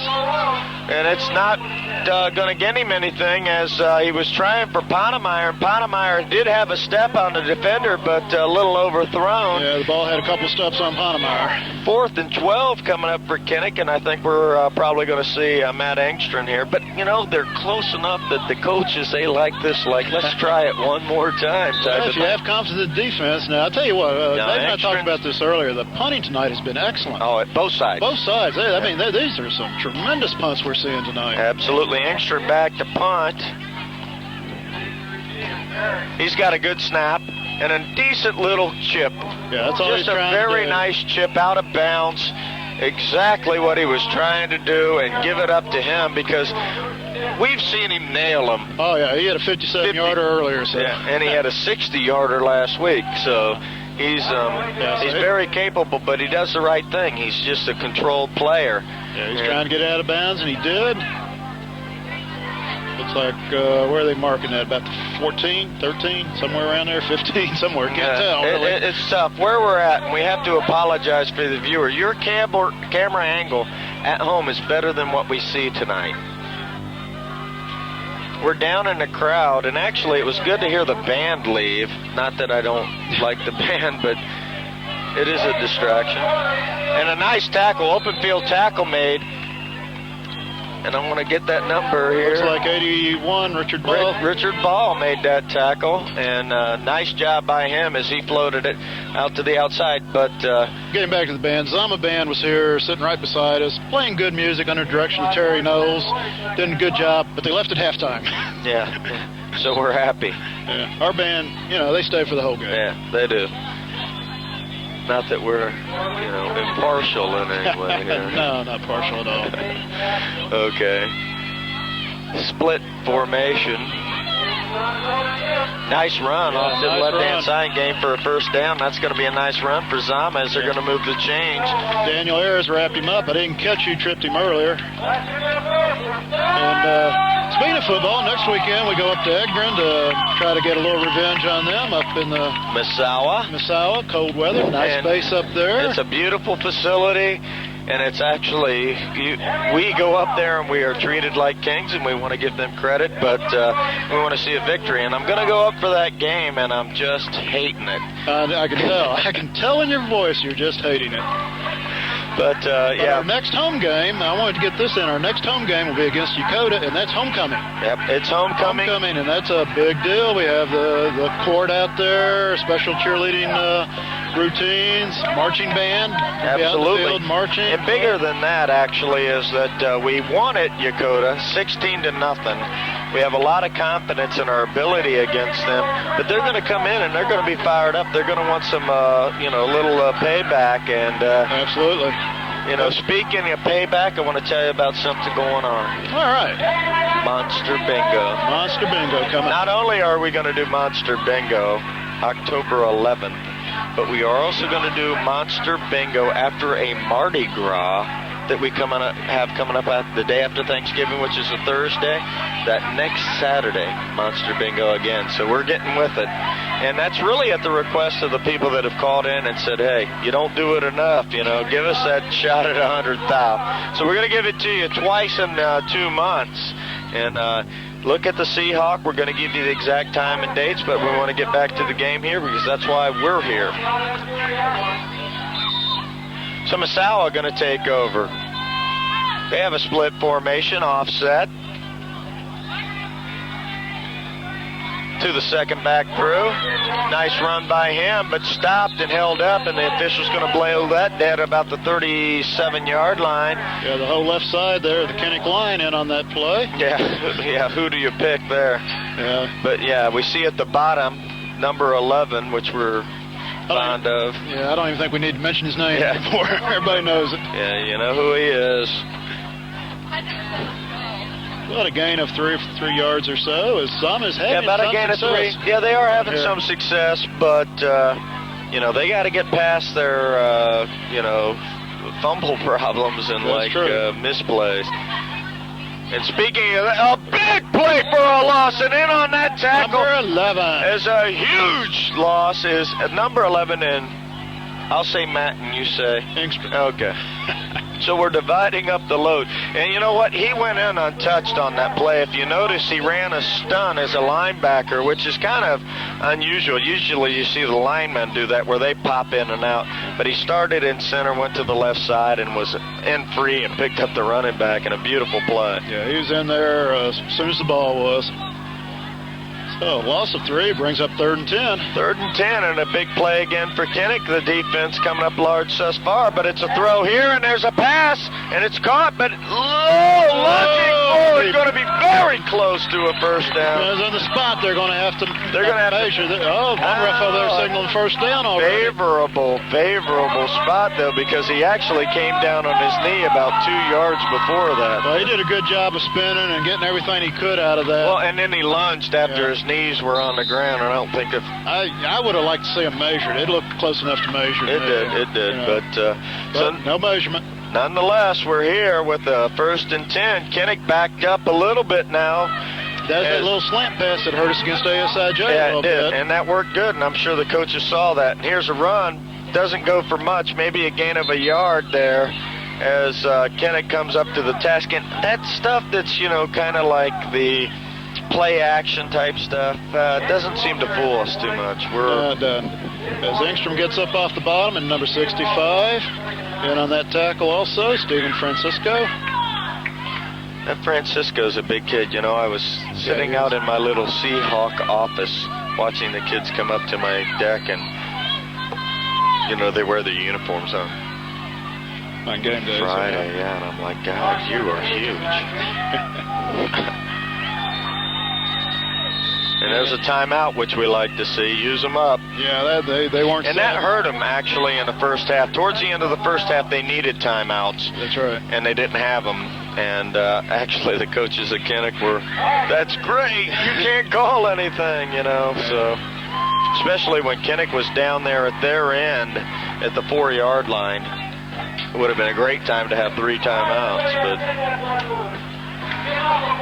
So we've got 2 minutes and 40 seconds here left in the 3rd period. Score still 7-7. Not a lot of scoring, but a lot of action out in that field tonight. It's been a good game. It is, and you know, you want to just give it up to these kids. I mean, I'm like you know, an area type person, and what I mean by that is, if Kinnick weren't to win the Conto Plain, this is who I'd like to see. I'd like to see people keep it local, but I think Kinnick still has a great shot at winning it. I think I really think they still are the favorites for the 4th Conto Plain Championship. Yes. And keep in mind that Camp Zama has to come to Yokosuka. That's right. And I want to tell you that this is a good crowd out here, and we don't want to do anything to demean the Zama crowd at all because they've brought out a lot of people. But Friday night in Yokosuka is something special. You bring out a lot of people, and they're gonna have to work for it this year. Split back formation. Wishbone set, pitch to the left-hand side, and a nice tackle made. 1 yard gain on that play, and coming up with that tackle. Daniel Ayers, number 12. Good open field tackle. Daniel Ayers doing a great job on defense, and actually one of the things I got to say is that in the first half I noticed he's picked up his defense remarkably, because normally he has to play offense and he's in on defense because we need him. He's a talented athlete. But tonight he's dictating tempo. He's had as many tackles as Matt Engstrom for sure. Yeah, he's been in a lot of plays and a lot of big plays. Yeah, definitely big plays. But that's where that speed comes in. Now we're facing a third down and about 8.5, and it's a pass play, and that's not going to make it. I could have told you that as soon as he let it go. And they hit the Kinnick or the Zama quarterback, and they got to be careful about that because he did have the ball off, and the official, I think, gave him a break there. No flag on that, so it brings up fourth down. He easily had the ball away, and we still, made sure he fell on the ground, so to speak. But going to bring up a big fourth down. And this is the problem with 7-point games, is that you're trying to do so much. You want to make the edge, and a big play is going to make it for us. And speaking of big plays, we've got Daniel Ayers, who we've talked about all night long. And the push over his head! And he's got nothing to do but get tackled. Oh, he may run. Oh, no, nice he's tackled. And actually, who made that tackle? 65? Steven Francisco. That guy deserves a heady credit because he didn't just drift back. Right. He stayed and made sure that ball was kicked. But that's him and good coaching. Yeah, it looked like for a minute he might have some room to run, but then Francisco was there to stop it. And actually there were some people around him, the offensive line type players that go in for that sort of blocking type special teams. But Kinnick gets another break here. They need to take advantage of it. Great field position, best of the second half thus far, as they're at the 40-yard line, call it the 40.5-yard line of the Camp Zama Trojans. Ayers to the second back through. Soriano got some room, but unable to hurdle. If he hadn't had the guy in his way, he'd have been gone. Yeah, he had to hurdle over he had to stop. Kinnick and a Zama player that were blocking each other. Floor, And that slowed him down, allowed number 39. But again, of about 2 yards on a play, going to bring up a 2nd and 8. And it seems like we've seen a change in tempo a little bit. Neither side is really willing to air it out like they talked about in the beginning of the game. We saw Zama throw some slant passes, but still nothing like they were talking about, like, let's drive it past the secondary. The pitch out to Soriano out to the left-hand side, and he's got a pretty decent game. No, he's out of bounds on that fumble. Yeah, he fumbled that about the water cooler, so he's okay on that. That's going to bring up about a 3rd and 4 yards for Kinnick, as he's out about the 35-yard line. I hate to run it in the ground, but Matt Engstrom had a big block on that run. He's the one that threw the block that opened that one up. You like Buddy Holly? Yeah, I do. Do you like Buddy Holly? Yeah, I even know who Buddy Holly's going to be in Thue Gym on New Year's Eve. That's going to be a neat trick. Hint number 1, Buddy Holly will be there. He's dead, but he'll be there. Hint number 1. Is Elvis going to be there? Elvis, we can get about 12,000 Elvis. Hell, I could do Elvis. Ayers back to pass, rolling out to the right-hand side, looking downfield. Got plenty of room out to the right-hand side, and a hard tackle out at about the 25-yard line. Tough to tell from here. Yeah, number 39, Terrence Clinton. We've called his name a lot tonight, too. But this is good for Kinnick, key for Kinnick. First down, number 1, and moving the chains. That's right. And that's what we want to see.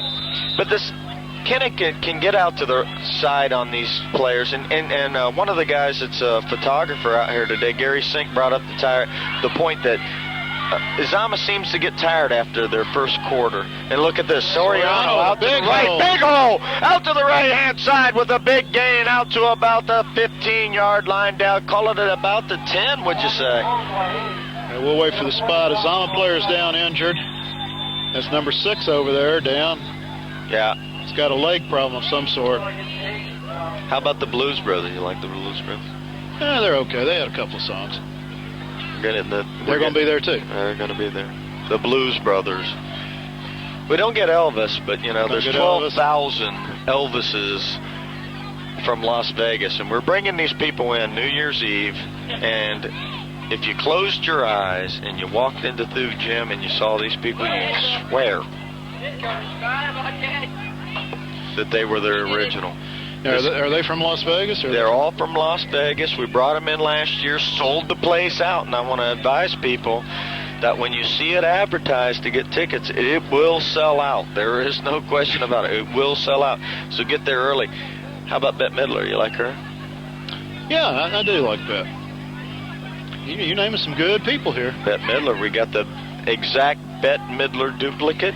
No, there can only be one Bette Midler now. Yeah, there's two. There's actually another one out there. There's two. Because she is a unique individual. Buddy Holly, the Blues Brothers, Bette Midler, and how about Michael Jackson? Ever heard of him? Yeah, so on there. He hasn't sold one album, has he? Not one. The Thriller. We're going to get Michael Jackson out here. So if anyone's enticed already, let me just go ahead and conclude it that we're going to get Neil Diamond as well. The Neil Diamond impersonator of the world will be there as well. And these Legends acts, these are people that perform in Las Vegas, and I'm not talking about performing in Grandma Jones's barn. I'm talking about the Tropicana. I'm talking about the Taj Mahal. I'm talking about the Grand, MGM Grand Hotel. These are people that are just, spectacular acts. And anyone that doesn't think we can get quality out here, we got LL Cool J, and I'll guarantee you'll like this show more. And he was fantastic. So stand by. We're going to get it ready for you. New Year's Eve. And that was just basically off tackle to the left-hand side, but still for a nice gain of about 4 yards. Yes, Matt Engstrom busted it up through there. And one of the things about Matt is he's kind of deceiving, John, where he stays there and doesn't ever get the ball, and people relax, but he's a punishing runner. Yeah. He's a very capable back. Yeah, he does a great job back there for us. So 2nd and 6 for the Kinnick High School Red Devils, and we're going to get a timeout here. That's the end of the third period. Oh, excuse me. Third period is over with Kinnick threatening deep in the Zama end. And don't go away, folks, because we're going to see exciting fourth quarter, 7-7. Zama Trojans, Kinnick High School Red Devils. I'll tell you, John, this has been a good ball game. Absolutely. It's the best game I've seen this year. Yeah, it is. There's no question about it. These are two evenly matched teams. Let's just face it, whoever wins deserves to win.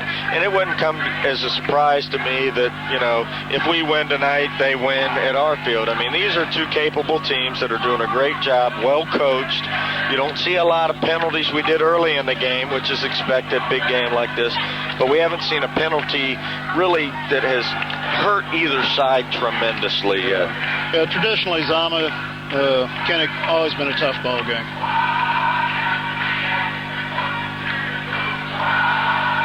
Probably next to Yakota, this is who they gear up for the most, I would say. Although we've hurt Yakota so much that... High formation for Kinnick Red Devils. Fumble. Oh, beautiful play by Anderson. He's got room out to the right side, but tackled. A great tackle made by number... St. Augustine. Yeah, Dwayne St. Augustine. And update on the player that was hurt, Tremaine Hayes. He came off field under his own power. He'll be back in the game. He'll be in the game, he'll be in the game. But, they tell those kids, hey, if you feel anything, don't move. Yeah, you don't want to take a chance on that. So let us figure out whether you're hurt or not, type of thing. And typically, these high school athletic programs do a great job in protecting the youth. High formation again, Daniel Ayers, third down. Engstrom has it, but nowhere to go with it. Well, and actually, they need to move that a little closer. Now, they're going to go for it here, I think. I don't think they're going to... I don't know. You think they're going to risk Engstrom trying to kick a field goal? Well, there's a flag on the play, so let's see what happens. Oh, actually, and indicating... Against Zama. So that could be a big break. If that's and it is against Camp Zama, and that's going to probably bring us a little bit closer We're going to be facing about 3rd down and 3 if this is a 5-yard penalty. Yeah, it's offside, so we're going to get about a 3rd down and 3 coming up here, which is, changes the scheme dramatically. Yeah, the coaches are glad to get that. They don't have to make that decision now. But it's good to, kind of hypothesize there. It's a big play here for the Red Devils. Probably the biggest play of the game thus far, 3rd down and about, let's call it 4 yards for the Kinnick High School Red Devils as they're facing. And we're going to have a timeout. It's probably a good timeout. I want to make sure everybody's on the same page here. Don't want to make any mistakes. Right. And they are in 2-down territory here. Oh, they're definitely in 2-down territory. And, John, realistically, we know that Kinnick probably is going to draw up 2 plays while they're at it. They're not going to, just say, if we don't get the 1st down, we're just going to do something else. Well, if they lose yardage here, they might go for it because they've been working Engstrom kicking a little bit. They told me before the game he was kicking 35-yard field goals in practice yesterday. They may go for it.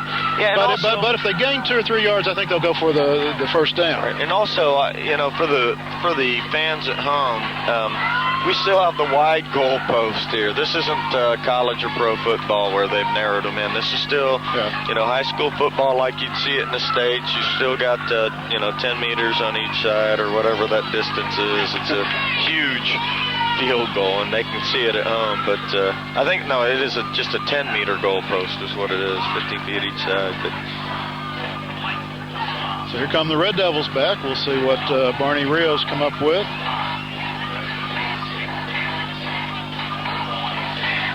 So a huge play coming up for Kinnick High School Red Devils here as they face 3rd down and 4 yards. Everybody split deep. to the right. Yeah, and they've got loaded up to the right. And it doesn't look like Zama has matched that up, but, quickness matters here. Yep, so Ayers going to roll that Ayers is rolling that way. And a beautiful pass for a touchdown. Look like, is that Ariel Zamora? I believe so. Ariel Zamora on the touchdown puts up 6 for the Kinnick High School Red Devils as they take the lead. And you're exactly right. They didn't match up with all those 4 guys over there, and Ariel was the one left wide open. And the best call was roll him out. Yeah. And for the people at home, I know this is high school football, but I want to tell you, for a left-handed quarterback, to roll out to the right-handed side, to the right side of the field, or to the near side to us, is difficult. That is a really, really well-designed play. And we saw, actually, the defensive end able to come in, and had he not rolled out, he would have been, sacked for a loss. They had good pressure on him, but he got the ball off in plenty of time. And then we get to see Ariel Zamora running off the field because too many people, and he did the right thing there. Bad snap, so go. Got a man open. Just unable to come up with it, and that may be critical. I believe number 39 might have got a hand on that ball for Zama. Yeah, it did. He tipped it away. There was no question about it. He tipped it away because really Ponemeyer had a shot to get out there and catch the ball. What was key about that, though, is that Camp Zama can kick an extra point anytime they want, at will. They got a great kicker. Great kicker, number 39, Terrence Quinton, good soccer player, and that's where the good kickers come from. Exactly. But although, I have to tell you, we're over on the Zama side for the fans that can't feel it at home. It's pretty quiet over here right now. We're not hearing a whole lot, and I think they're a little bit stunned, but a little bit demoralized, but it isn't over by a long shot. Right. They've got almost 11 minutes left in this game. But one of the things, though, that I am aware of, do you know that Kinnick has not given up a second-half touchdown this year? Defense had, you're right. South scored 2, but they wasn't on the defense. Right. Not a second-half touchdown this year, and I think that's got to be playing in Zama's mind a little bit. In fact, all their touchdowns came in the first quarter, didn't it? First half. No, didn't Masao score 2 in the first quarter? Oh, their offensive touchdowns. Then at the end of the second half, they got an interception. And they got great field position about the 44-yard line, and give nothing up to the Camp Zama Trojans because these kids are still here. Yeah, and they still think they can win. Yeah, absolutely. And realistically, Kinnick still has to prove themselves time after time after time. If you look at them, they don't look like much, really. I mean, Pop Warner leagues in the state of Florida are about as big. But these guys got heart. They know what they're doing. And it all comes down to, like, heart and coaching. And these kids are disciplined. Okay, we're in the I formation for Camp Zama. To the second back. Oh, no, faking that. And that's going deep. And that's going to be picked off. And a nice interception by Rextini to Andre. And he's still got some room out to midfield as he comes out about the 49-yard line. And that is just what Zama didn't want to see. Just what Kinnick needed, though. Big defensive play once again. This time by number 82, Rextini. And you know what? We didn't see him last year. No. I didn't know who he was. No. This kid has come in and contributed, and I got to give my hat off to him because he plays both ways. And, he's just a very capable guy. Well, you got to give credit to the coaching staff. They're getting everything they can out of these players. Oh, absolutely. They really are. They're using them to the best of their abilities. With 10:26, they're going to run the ball a little bit. That looked like some, probably Panemeyer, maybe. Yeah, I'll get his number when he gets up. Oh, no, Soriano. Yep, 32. It's hard for us to tell from where we're at, 3-2 or 2-2. But everybody seems to have a 2 in their number anyway. Absolutely. Ayers, right, Panemeyer, exactly. 22. We'll get it right eventually, but I want to apologize. I'm just trying to call it as I see it. But Kinnick got no gain or maybe a yard on that play as they're facing a 2nd down and 9 in the I formation again, and it looks like a run set one more time, and it is to Soriano, who does break a tackle but is thrown for a 2-yard loss there as he's tripped up in the backfield. Yeah, he did good to hold that to a 2-yard loss. It could have been 4 or 5 yards. Right, and then on that tackle was number 34, Brandon Faulkner for the Camp Zama Trojans. But Kinnick probably trying to chew up a little clock. And we got a little K running on the sideline on the opposite side. Miss Calhoun made that flag last night, from what I understand, for tonight's game. That's beautiful. Well, Mike Calhoun, for those of you who may be wondering why we haven't called his number 25 tonight, was injured in the first half, has a very deep thigh bruise and will not be back. So we're going without him, and he is a key part of what we do. And Soriano has nowhere to go. Panemeyer threw a good block, but just not able to spring him out to the right-hand side. Yeah, that's good defense by Zama. Good pursuit on that part. Yeah, we're going to see Matt Engstrom in here to punt. And one of the things that I was very surprised at, I had not seen this year, was J.J. Samar had his first really bad snap in the first half, and it went well over the head. And actually, I got to say, that is a kid that really tries hard to do it right. And surprised me, really. I mean, if you see him in practice, you see there's exactly what I'm talking about. Get on that, and good. Yeah, it looked like he was angling for the sideline a little. Look at that ball. It's almost hidden by the grass where I put it down. Yeah. Angling for the sideline, didn't quite get it. Took a bad bounce for Kinnick, good bounce for Zama. For the fans at home, if you just want to get an idea, as the players come to the sideline, try to see their shoes, and it'll give you an idea how thick the grass is here. Definitely a tactic, I think, employed to try and slow Kinnick down. Probably one of the fastest teams in the Kanto Plain. And it worked in the first drive. But I think Zama's getting a little bit tired, too. I don't think they match up as well athletically as we do, and that we're seeing. And that's going to be a pitch back, and that's going to be a flea flicker, and beat back on a huge tackle coming through. And that Matt Steins on that, he did a beautiful job blowing through 34, came through and just, I mean, he must have been in the huddle. Yeah, there's good pursuit there. There's another Kinnick player involved in that. I couldn't tell if it was Soriano or Panemeyer. Somebody with a 2 on their jersey. Yeah, it was, but 34 I got no problem as he got up after just burying the Zama quarterback, and we got to say that was a huge disappointment for Zama as a trick play. Well, that flea flicker is hard, and another big sack, and that is going to draw a flag, it looked like. Number 11, he may have been offsides, maybe. He was in there awfully quick. Awfully quick, but we'll see what the call is. since we can't really kind of get up and see what the line's doing, it makes it very difficult for us. And, of course, it doesn't help that everyone's got a white helmet either. But no, it's against Zama, illegal procedure. Well, they're going to decline shift, that. Well, no, I guess if it's illegal shift, they can decline that. Yeah, they do decline. And they do. And that's going to bring up, I'm going to make a guess and say that's going to be third down and about 40. It's going to be third down, and let's call it, I'm going to try and eyeball it off here. Call it about 40 yards for the first down. Well, they got to get up to about the 43-yard line, 42 and a half. And they're down around there, 15, 9. 12, 9. I can't tell from here. Yeah, I can't. About their 9. And it's a pass, obviously. No surprise there. It has a little room, but he's not going to get anywhere. He's not going to get, he doesn't even get back to the original line of scrimmage. Kinnick's going to get the ball in great shape here. And really the clock becoming a factor now for the Zama Trojans with 6:57 left and the clock ticking. Kinnick High School Red Devils with the ball coming to them, 13-7 lead. Okay, and do you think we're going to see any, like, really risky plays now? No, this will be straight handoffs. This will be straight handoffs, up the middle. Starters come up on the line, then he goes back.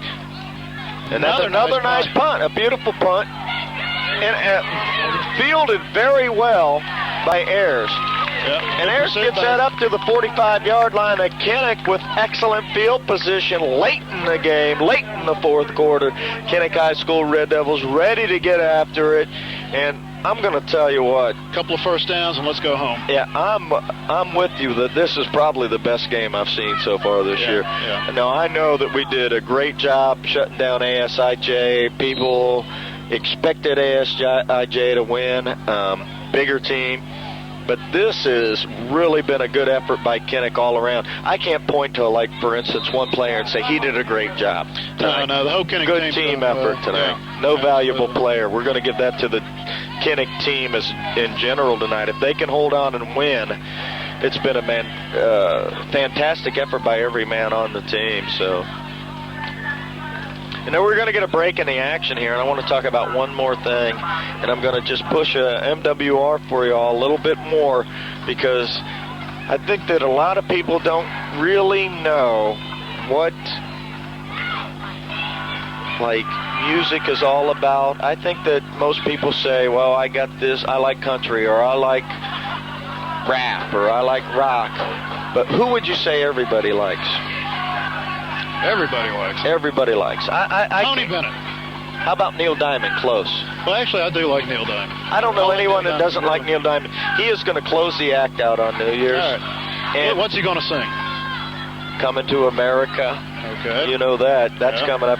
But he's this guy is such a close Neil Diamond that when we went out last year after the New Year's was over and we were celebrating with him a little bit, people were asking him for his autograph in the street. I mean, this guy is so close, and I want to get everybody out there. If you like Neil Diamond, Michael Jackson, you like Bette Midler, you like the Blues Brothers, or you like Buddy Holly, you have got to be in Thugem and Ponemeyer. Nowhere to go. Nowhere to go.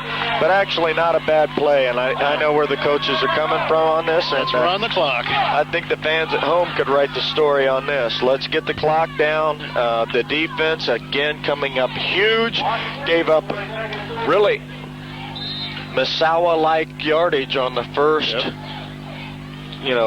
drive from scrimmage for Zama tonight, and after that, shut them down. Ayers under center, single back set, 4 wideouts, 2 left, 2 right. Takes a snap, hands off to Engstrom through the middle, got nowhere to go, and a fumble. And the worst, what could happen that would be worse than that? The worst thing that could happen. Big turnover. On an interception for a touchdown. Huge turnover. And Kinnick's going to have to come up big here. And for the players, or the viewers at home watching the players, not many people leave between offense and defense. These guys have played both ways, most of them, all night. 48 minutes of football for them. Now, I didn't get the back. Who was the back through? Soriano? Well, it might have been Engstrom. I don't know. I didn't see the fumble. The ball, Engstrom was tackled way back, but the ball was about 5 yards further up, so it might have rolled up. So I'm not sure who he was in that. a single back set. I think he was the only one back there. Must have been. I didn't catch that. He gets nowhere. He did. He did. It looked like he was pushed out, but comes up with about an 8-yard gain there, and we can't tell who that is. So Haynes, number 6. So who wasn't hurt too badly, obviously. No, well, we knew he'd be back in the game. Well, he's definitely a PTP, or as Dick Vitale would say, primetime player. So we're set here with a second down and about 3 yards for this Camp Zama Trojans in Kinnick territory after a turnover, fumble. And that is going to be an offsides. That's a free play, and that's going for some yardage out to the left-hand side. And still on his feet at the 25-yard line. That's number 6 again. Jermaine Haynes. And I think what happened there is the flags went up, and the Kinnick gave up, and he can't stop. No, you can't. So Dakota Zama's got a threat here. Zama with the threat late in the game, 5-12. First and 10 from the 25-yard line. I'm going to try and sit up a little larger so I can see what's going on. Call it the 23-yard line. Something like that. Anyway, first and 10.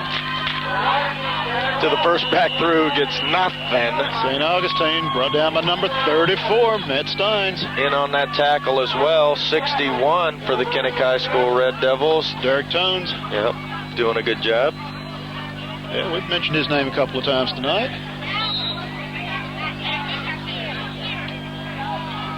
So now it's getting critical for Kinnick. They gave up a yard there. But this is 4-down territory for Zama.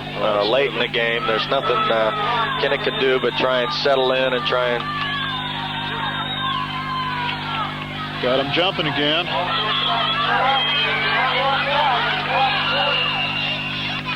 I didn't see a flag on that. I think they were just trying to draw an illegal procedure there. No flag on the play, and really... not much of a gain out to the left-hand side. That's about 4 yards for St. Augustine. Yeah. That's going to bring up a big 3rd down and 5, maybe 4.5 for Camp Zama. But Zama's having some success running the ball now. They are, and actually to the outside, which isn't something we normally see with the Kinnick defense. But it's late in the game, and anything can happen here, so... I formation, 3rd down, big 3rd down play, and nowhere, and met hard, and tackled very hard. Number 61 coming up off the bottom. And also looks like... Engstrom in there. And 34 Steins in there. Steins and Engstrom. 6-1, Derek Tones again. And now this is really huge for Camp Zama. It's a 4th down, and they're both going to want a timeout here. Yeah, it looks like a long 3 to go here. So. Yeah, it's 4th down and probably 3 or 4 yards to go. 3.5, let's call it, just for, political purposes here. What do you do if you're Kinnick here, John? Don't let anything outside. I think that Zama will probably try to go outside, maybe a little rollout play. See Bobby Donald, the Zama cheerleading coach down there. Used to be at Kinnick a couple of years ago. Was our cheerleading coach for several years. Saw Wayne Olson here earlier, former assistant principal at Kinnick. It's kind of like a little alumni gathering on the Contemplate. Even when you go up to Yokota, I mean, really. Oh, yeah. You see a lot of like the Kinnick, ex-Kinnick teachers especially up there as they've extended their contracts and gone, to a different place. Well, and as you know, probably half the Zama team are Navy folks, not Atsugi. Yeah, Atsugi. Yeah, this is, actually, if you get right down to it, it's Atsugi versus Yokosuka in many respects, as the Air Force contributes hugely to this high school, or airfield, Navy airfield. The Air Wing, yeah. We'll get it.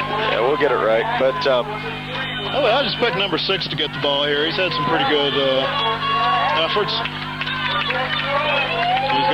What Kinnick needs to be careful of is the quarterback trying to draw them off to get a cheap one. That's true. You don't want to commit a penalty here. Everybody's up. It's loud. Everyone's excited on both sides of the field here as we've got the play of the day coming up here. And that's a rollout, and we've got pressure on him, and that ball's going to be picked off. Knocked down. No, knocked down. Maybe Good out job. of bounds. And actually, the best thing he could have done was knocked it down. He did. That was Richard Ball or Extini Andre. I couldn't see which Richard one. Ball, number 81. And that was a beautiful play by him because he could have caught it. Yeah, he could have.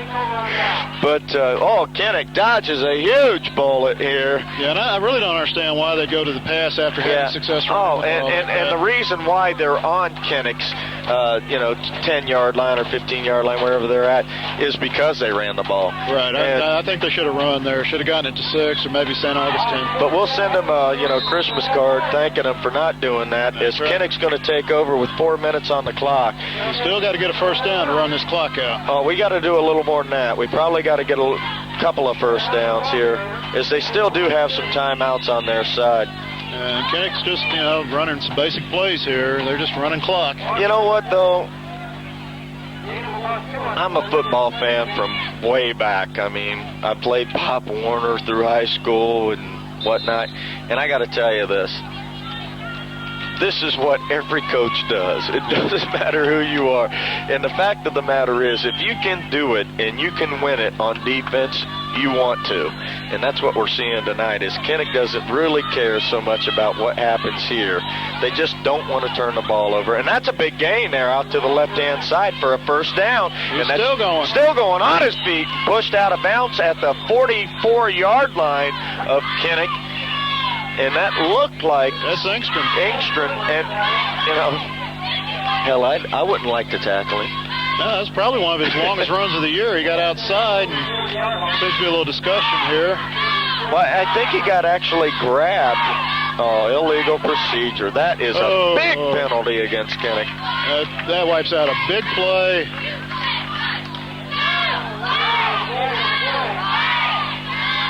Oh, my goodness. Well, they can't put the time back on the clock, though. That's the only problem. So. But the penalty did stop the clock. That play took about 15 minutes to develop. I'm surprised we still have time on the clock. So instead of having a first down up around the 40-yard line, we're going to be facing second and about 13. And Kinnick needs to be very careful here because they can't afford to give him the ball back in this kind of territory because Cam Zama is dangerous. They have some weapons that, as we outlined earlier, I mean, Marcus Berry, number 1. Alexander Miller himself can run the ball real well. Yeah. And the person you really hate, Dwayne San Augustine, to get the ball, you don't want to see that. And so Kinnick needs to try and get something here. And that ball is handed off to Soriano. Yeah. Soriano's not going to get much. And it seems like this year they're keying on him a lot more.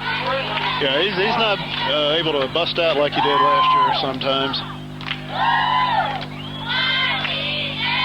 Brings up a big third down. Yeah, it's a huge third down. Now, the clock is still running. And, under 3 minutes now. Zama isn't going to have much time if they do get the ball back and we don't get first down. But this is a big first down here. We're facing a third down on about 8 yards here for a first down. So we may be forced to pass here. Ayers. Now they're going to hand it off. Soriano with some room on the left-hand side, out to the left and a first down, and past that up to about the 40 or 35-yard line. And that was a nice call by the coaches there, as I don't think anybody thought they were going to run the ball there. They came up with kind of a pro-offensive set there where they had the tight end on one side and had 3 receivers in a single-back set and pitched it to him. So that came out well for him. It was offsides against Zama on that flag. Yeah. They declined. No, they declined it. That might have been the ball game. First down, 2:24 left. Yeah, huge play. Even if Zama gets it back now, they'll have well under a minute. Yeah, Camp Zama does have a couple of timeouts left. Kinnick has taken 2 this half. But at least that's what we hope. We're not in the, actually, we're not even in the booth tonight. We're broadcasting basically from the hot dog trailer here. So for the folks at home that are watching, we apologize for our delay here. And that's exactly what they want to do. And actually, good yard to Engstrom, who gets about 3 yards on the play. And, hey, 3 yards, 3 yards, 3 yards. We'll take that. we'll be there. So a good effort by Matt tonight. And Zama's going to take a timeout here to stop the clock. With 2:05 left. Yeah, we're close to kneel down and just, take it territory, but we do have that, thread of time that Zama could get the ball, so it is important. Zama's doing the right thing, and Kinnick would be doing the same thing in their circumstances. But if Kinnick can hang on and win, how big is this, John, to go into the Kanto Plain Championship, winning away at Yokota, winning away at Zama? It's real big because we have to play Yokota and Zama again, but it's at our house. Next big game will be at ASIJ away for the league, but we win this game, we're 3-0. Zama's going to be 1-2. ASIJ's 2-1. 2-1. Right. Well, we don't know what they did tonight. They're 1-1 right now. 1-1 right now. Playing Yokota tonight. Right. I'd pick them to beat Yokota, but strange things have happened. So it puts us definitely in the driver's seat, no doubt about it. We've got our road games over except for one. Yeah. And Kinnick going on the road early, I think, was a big advantage to him. Actually, one of the things that's odd about it is that this scheduling, takes place so far in advance, and we were working on both of our fields, and they said, well, maybe we'll be done by this time. And actually, we got a lot of home games late and some good scheduling for Kinnick, so to come away big tonight will be huge, really, for Kinnick. Zama coaching staff's upset. The clock says 1:57. When they took the timeout, it was 2:05 or so. So they're trying to get clock time put back on. And he's telling them, hey, I got the time. Don't worry about the scoreboard. And that's what the ref's saying. I got the time. Another run up the middle. I think that's... Jeez, if you're home, you hope you don't have the clock go against you. But it seems like it has, and it's just been that way for Zama tonight. Came out, looked like they put up about 1 million points on the board after their first drive, and we were in jeopardy. Kinnick comes through, has some heart in it. Yep, defense came through one more time, and they may have to come through one more time tonight. Single back set. No, excuse me, two backs. Soriano. Soriano, very able ball handler, though. That's what you want. You just want it in his hand. Yeah. And they're going to be forced to kick the ball away with 1 minute and 9 seconds, 8 seconds. It's the clock still ticking. Zama wants a timeout, and they're not calling it. They finally get it. They finally get it with 1 minute left. And actually, the clock stopped at 59 seconds. We need them at every away game. I tell you, if I have a minute left to live, I don't want him running my clock. Yeah, I don't either. Well, I'll tell you what, John, it's a minute left, and Zama is certainly capable of doing something here. They don't have quite the weapons that like an ASIJ would have, but they are. Their quarterback's got a strong arm. Oh, and he's a big fella. And he's throwing good passes. He's just overthrowing a lot of them. So, he can score from anywhere in this field. One never knows. So to set the drama for you, for those at home that may be just joining us now, Kinnick High School Red Devils leading the game away at Camp Zama. The Camp Zama Trojans 7, the Kinnick High School Red Devils 13, with 59 seconds left. Approximately. We don't know. Actually, the clock is probably being kept on the field at this point in time. But we do know that they've got approximately a minute left. And Kinnick can go 3-0 in the Kanto Plain. Camp Zama, who has played everybody they've had tough, they has the ball. Basically, a few sets of downs, no timeouts, or maybe one timeout left. I think they've used them all, but I'm not sure of that. Yeah, it's tough to tell. Barry's going back. He's certainly capable of busting a long return. So 4th down and 4. Matt Engstrom back to punt, and here's where J.J. Samar comes in big. He snaps it like he did the last time. We're right there. Well, like he has every time but once. At this year. Yeah, this year. I got to tell you, this kid is incredible. He really is the bulk of the offensive line as far as size goes. Zama's putting a rush on. They did put something on, but had nothing to give. And that ball rolls favorably for Kinnick down past the 10 to the 8-yard line. Another great punt by Matt Ingram. And we can't only put so many gold stars by his name, but we got to tell you this, 51 seconds left. Zama Trojans from their own 8-yard line facing an uphill battle against the Kinnick defense, who has only yielded one touchdown tonight. And since the first drive of the game, none. That's right. They've come up big. They have to come up big one more time. We're going to see the quarterback, Alexander Miller, air it out. He's got some receivers. Kinnick's going to have to play good defense. Yeah, and they're going to have to sink in. And this is, you can already see it's like we're going to get a punt almost. Yeah, Daniel Ayers back to receive a punt. He's playing deep center field. And Soriano with him too. And what they're trying to do what they're trying to do is they're trying to get speed back in case something does get through. Well, he's going to play center field, hopefully pick off something. I'm not sure what's going on. And that's a safe. That ball's free, a touchdown. That is a touchdown, Kinnick High School. If they don't call it as such, it is. They got it. Touchdown, Kinnick High School on a fumble. And the worst thing that could have happened for the Camp Zama Trojans did, as they let the ball get on the ground, and Kinnick recovered in the end zone for another 6 points. And this game is over. It's definitely. I couldn't even see what happened on that play. All I saw was the ball come out in the ground. I don't even know what they were trying to run on that. Well, it looked like a little bit of that flea flicker thing again, but that hadn't worked all night. Why work something that doesn't work? Right. Well, but you have this thing you do in practice that seems to be great all the time. And you're used to coach football, and you're like, you get favorite plays, you want them to work. Right. And but this one didn't, and we're going to go for two here. I don't know why. Cemeterio rolling out his airs to the right-hand side, has a receiver and caught for a 2-point conversion, bringing the score to 21-0, and that looked like Zamora. That's Zamora again, and I'll tell you what, on a beautiful reception. He's had a big game tonight. It's his third big reception, one for a touchdown. Okay, so I'm going to call him my player of the game. I think so. Engstrom's had a great game. Ayers has had a great game. Ariel Zamora has really stepped his game up tonight. But he's done it when it really mattered, and not counting that, which didn't mean a thing, but he's done it when it really mattered. And so to me, I give him my game ball as well. But Zama's just got to be hating it, because the third week in a row on the last series, basically, they come up short. And they had a chance to win, and now they're down 14.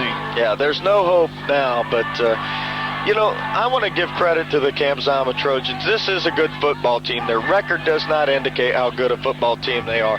When they play Yokota better watch out, because I think they're going to pound them.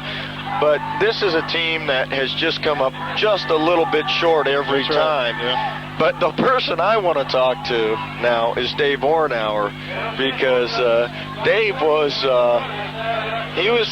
really hard on Kinnick early in the year, but he's starting to come around. And Kinnick lost so many players off last year's team, going with a lot of new guys. Lost so many players this year, two key players, Rodney Gabriel and Dominic Crawley. And that is Matt Engstrom doing what he does best, thinking. And this ball is coming to about the 38, and it's going to be stopped there. And we're going to see the end of the game here very shortly. I don't think Camp Zama's going to try and do anything spectacular here. I think they realize that that drama is over. But they're going to go out passing, I think. You think they're going to drop back? Yeah, they're going to try to get something. Well, it's actually good to give the players the idea that, hey, we're going to do whatever it takes. But getting back to Ornauer, it's easy to pick against Kinnick because they keep losing so many players. But, we've learned now you don't pick against them until somebody beats them. Right, exactly. Somebody's got to beat them, and nobody's beating them. So they've done a great job again. Stovall and his staff, once again, has got them in position to win another championship. Absolutely. Conto playing driver's seat. Kinnick High School Red Devils taking some defensive here. And that ball's almost picked off, and Richard Ball was almost off to the races with that thing. Almost another touchdown. He had nothing but green pastures. Now, granted, you could bale hay out of it, but if he didn't trip over the grass, he would have been gone. But beautiful job by him as he read that the whole way, and he's going to come out for a breather on that play. Well, no, actually, they're just saying, hey, watch out for this. So Kinnick's got this game won, right? I say they have this Michael game won. Calhoun got injured and didn't play in the second half. But this is a special day for Michael Calhoun, is it not? Well, Michael has a birthday today. And I don't want to say it on this good play necessarily, but since we almost are guaranteed a Kinnick victory, we have talked to Michael's father, and we are going to tell Michael happy birthday on behalf of all of the people at MWR, all of the people that go to Kinnick High School, and all the people that watch Kinnick High School football. 18th birthday. 18 years. Can you imagine what that was like?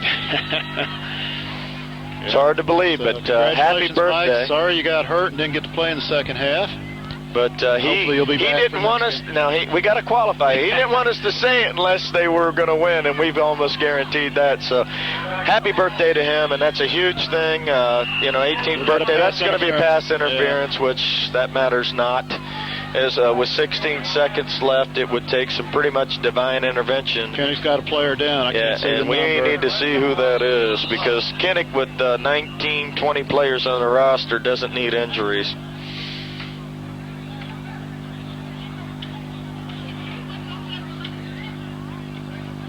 Still can't tell exactly. It's a lineman, though. 61? 61 is who it is. Yeah.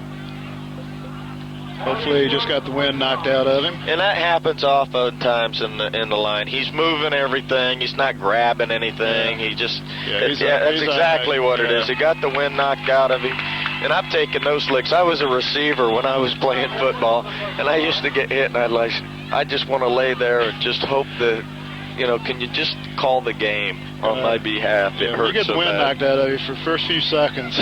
It is. It's actually frightening, to be honest with you. You can't breathe. Yeah, you're gasping, and you're like, nothing works. I'm going to die.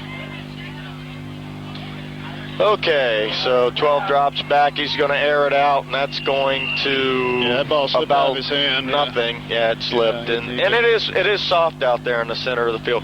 We've had like 16 months of straight rain. It seems like. Seems like. I woke up this morning and the sun was shining. I was like, oh my! I can do laundry today. I wanted to get my golf clubs and throw them in the car, and I said, no, it's going to be so soft, but.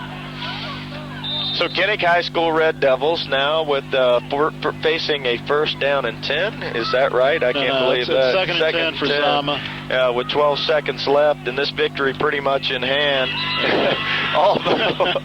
although we'll stretch it out a few more plays. Offsides, Kinnick. That'll cost him another 5. Got plenty of land to give up here right now as Kinnick High School with 12 seconds and a 21-7 lead. And this drive by Zama's looking pretty good, but Kinnick's playing a little soft right now, too. Actually, this victory surprises me. Granted, we had a late touchdown on a fumble, but holding Zama to 7 when no one else has been able to hold him under 20 this year is huge. That's intercepted. Soriano or Ponemeyer. Soriano. He's got room to go. He's flashing around, but there's a flag on the play, and we're going to see what that is. Came after the interception. And that is probably going to be a hold on the return is probably where that's going to come from, or a personal foul. Illegal block or something. Yeah. Well, oftentimes, teams get frustrated. That is about the end of the game. We're going to have to play one more play from scrimmage here if the interception holds up, which it should. The flag was laid, as John was saying. But, again, John, a great effort here by Kinnick High School. I don't think we can, emphasize enough how hard it is for these high school teams to come into foreign territory. And, really, after the first, series of downs for Zama, Kinnick's controlled this game. Yeah, they really have. It's a good way to go up to Egron next weekend, coming off 2 big wins like this against ASIJ and Zama. Your defense dominating the games in both cases. Go up to Egron, let's win that game, and let's get Ornauer's trophy that he said he's going to give away to the top team in Japan. Well, I think Dave better start engraving a K, because it's going to be, us or somebody that's got a K in their name. But I think that Kinnick has proven themselves tonight. That's a personal foul against Kinnick is why it went back so far. And it takes the knee to end the game. Kinnick comes away with a huge victory. The Kinnick High School Red Devils coming away with a 21-7 away victory against Camp Zama Trojans. And, John, you just got to really give it up to the defense. Again, we've talked about them all year long now. They've just done a great job. And in victory, you know, comes to spoils to a certain extent. But these are kids that just have really risen to the occasion over and over again. Even against Edgren, their only loss of the year, and they never gave up. That defense said, we're not going to give you anything. And we see it again tonight. They were scored upon just like they were when they played Edgren at home, and they came down and won on our turf, and they never gave up, and they said, we're going to fight back, fight back. They came back on a turnover, got their 7 points on some great play calling, and then after that, dictated tempo. After they tied that game back up, dictated tempo. Yeah, the defense, like you said, came through once more, and now what more can you say about them? They just, it's an amazing team, really is. It never ceases to amaze me, and we hope the fans at home have enjoyed watching Kinnick High School Red Devil football as much as we have here tonight. A great game. We want to congratulate the Camp Zama Trojans on their great effort tonight. Yeah, and it was for a good effort. John Leinert and Rob Riegel, this is a C-Phase 7 broadcast, a division of your MWR. Goodbye, folks.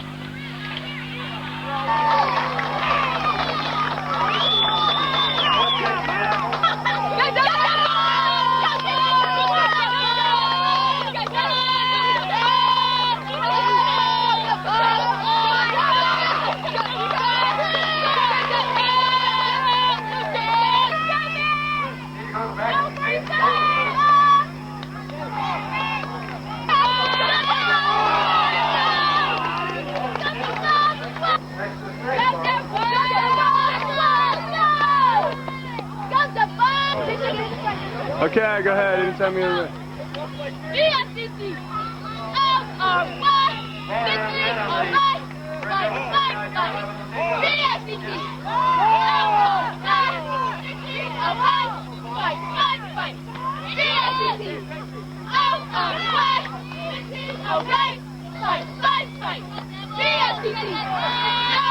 Fight!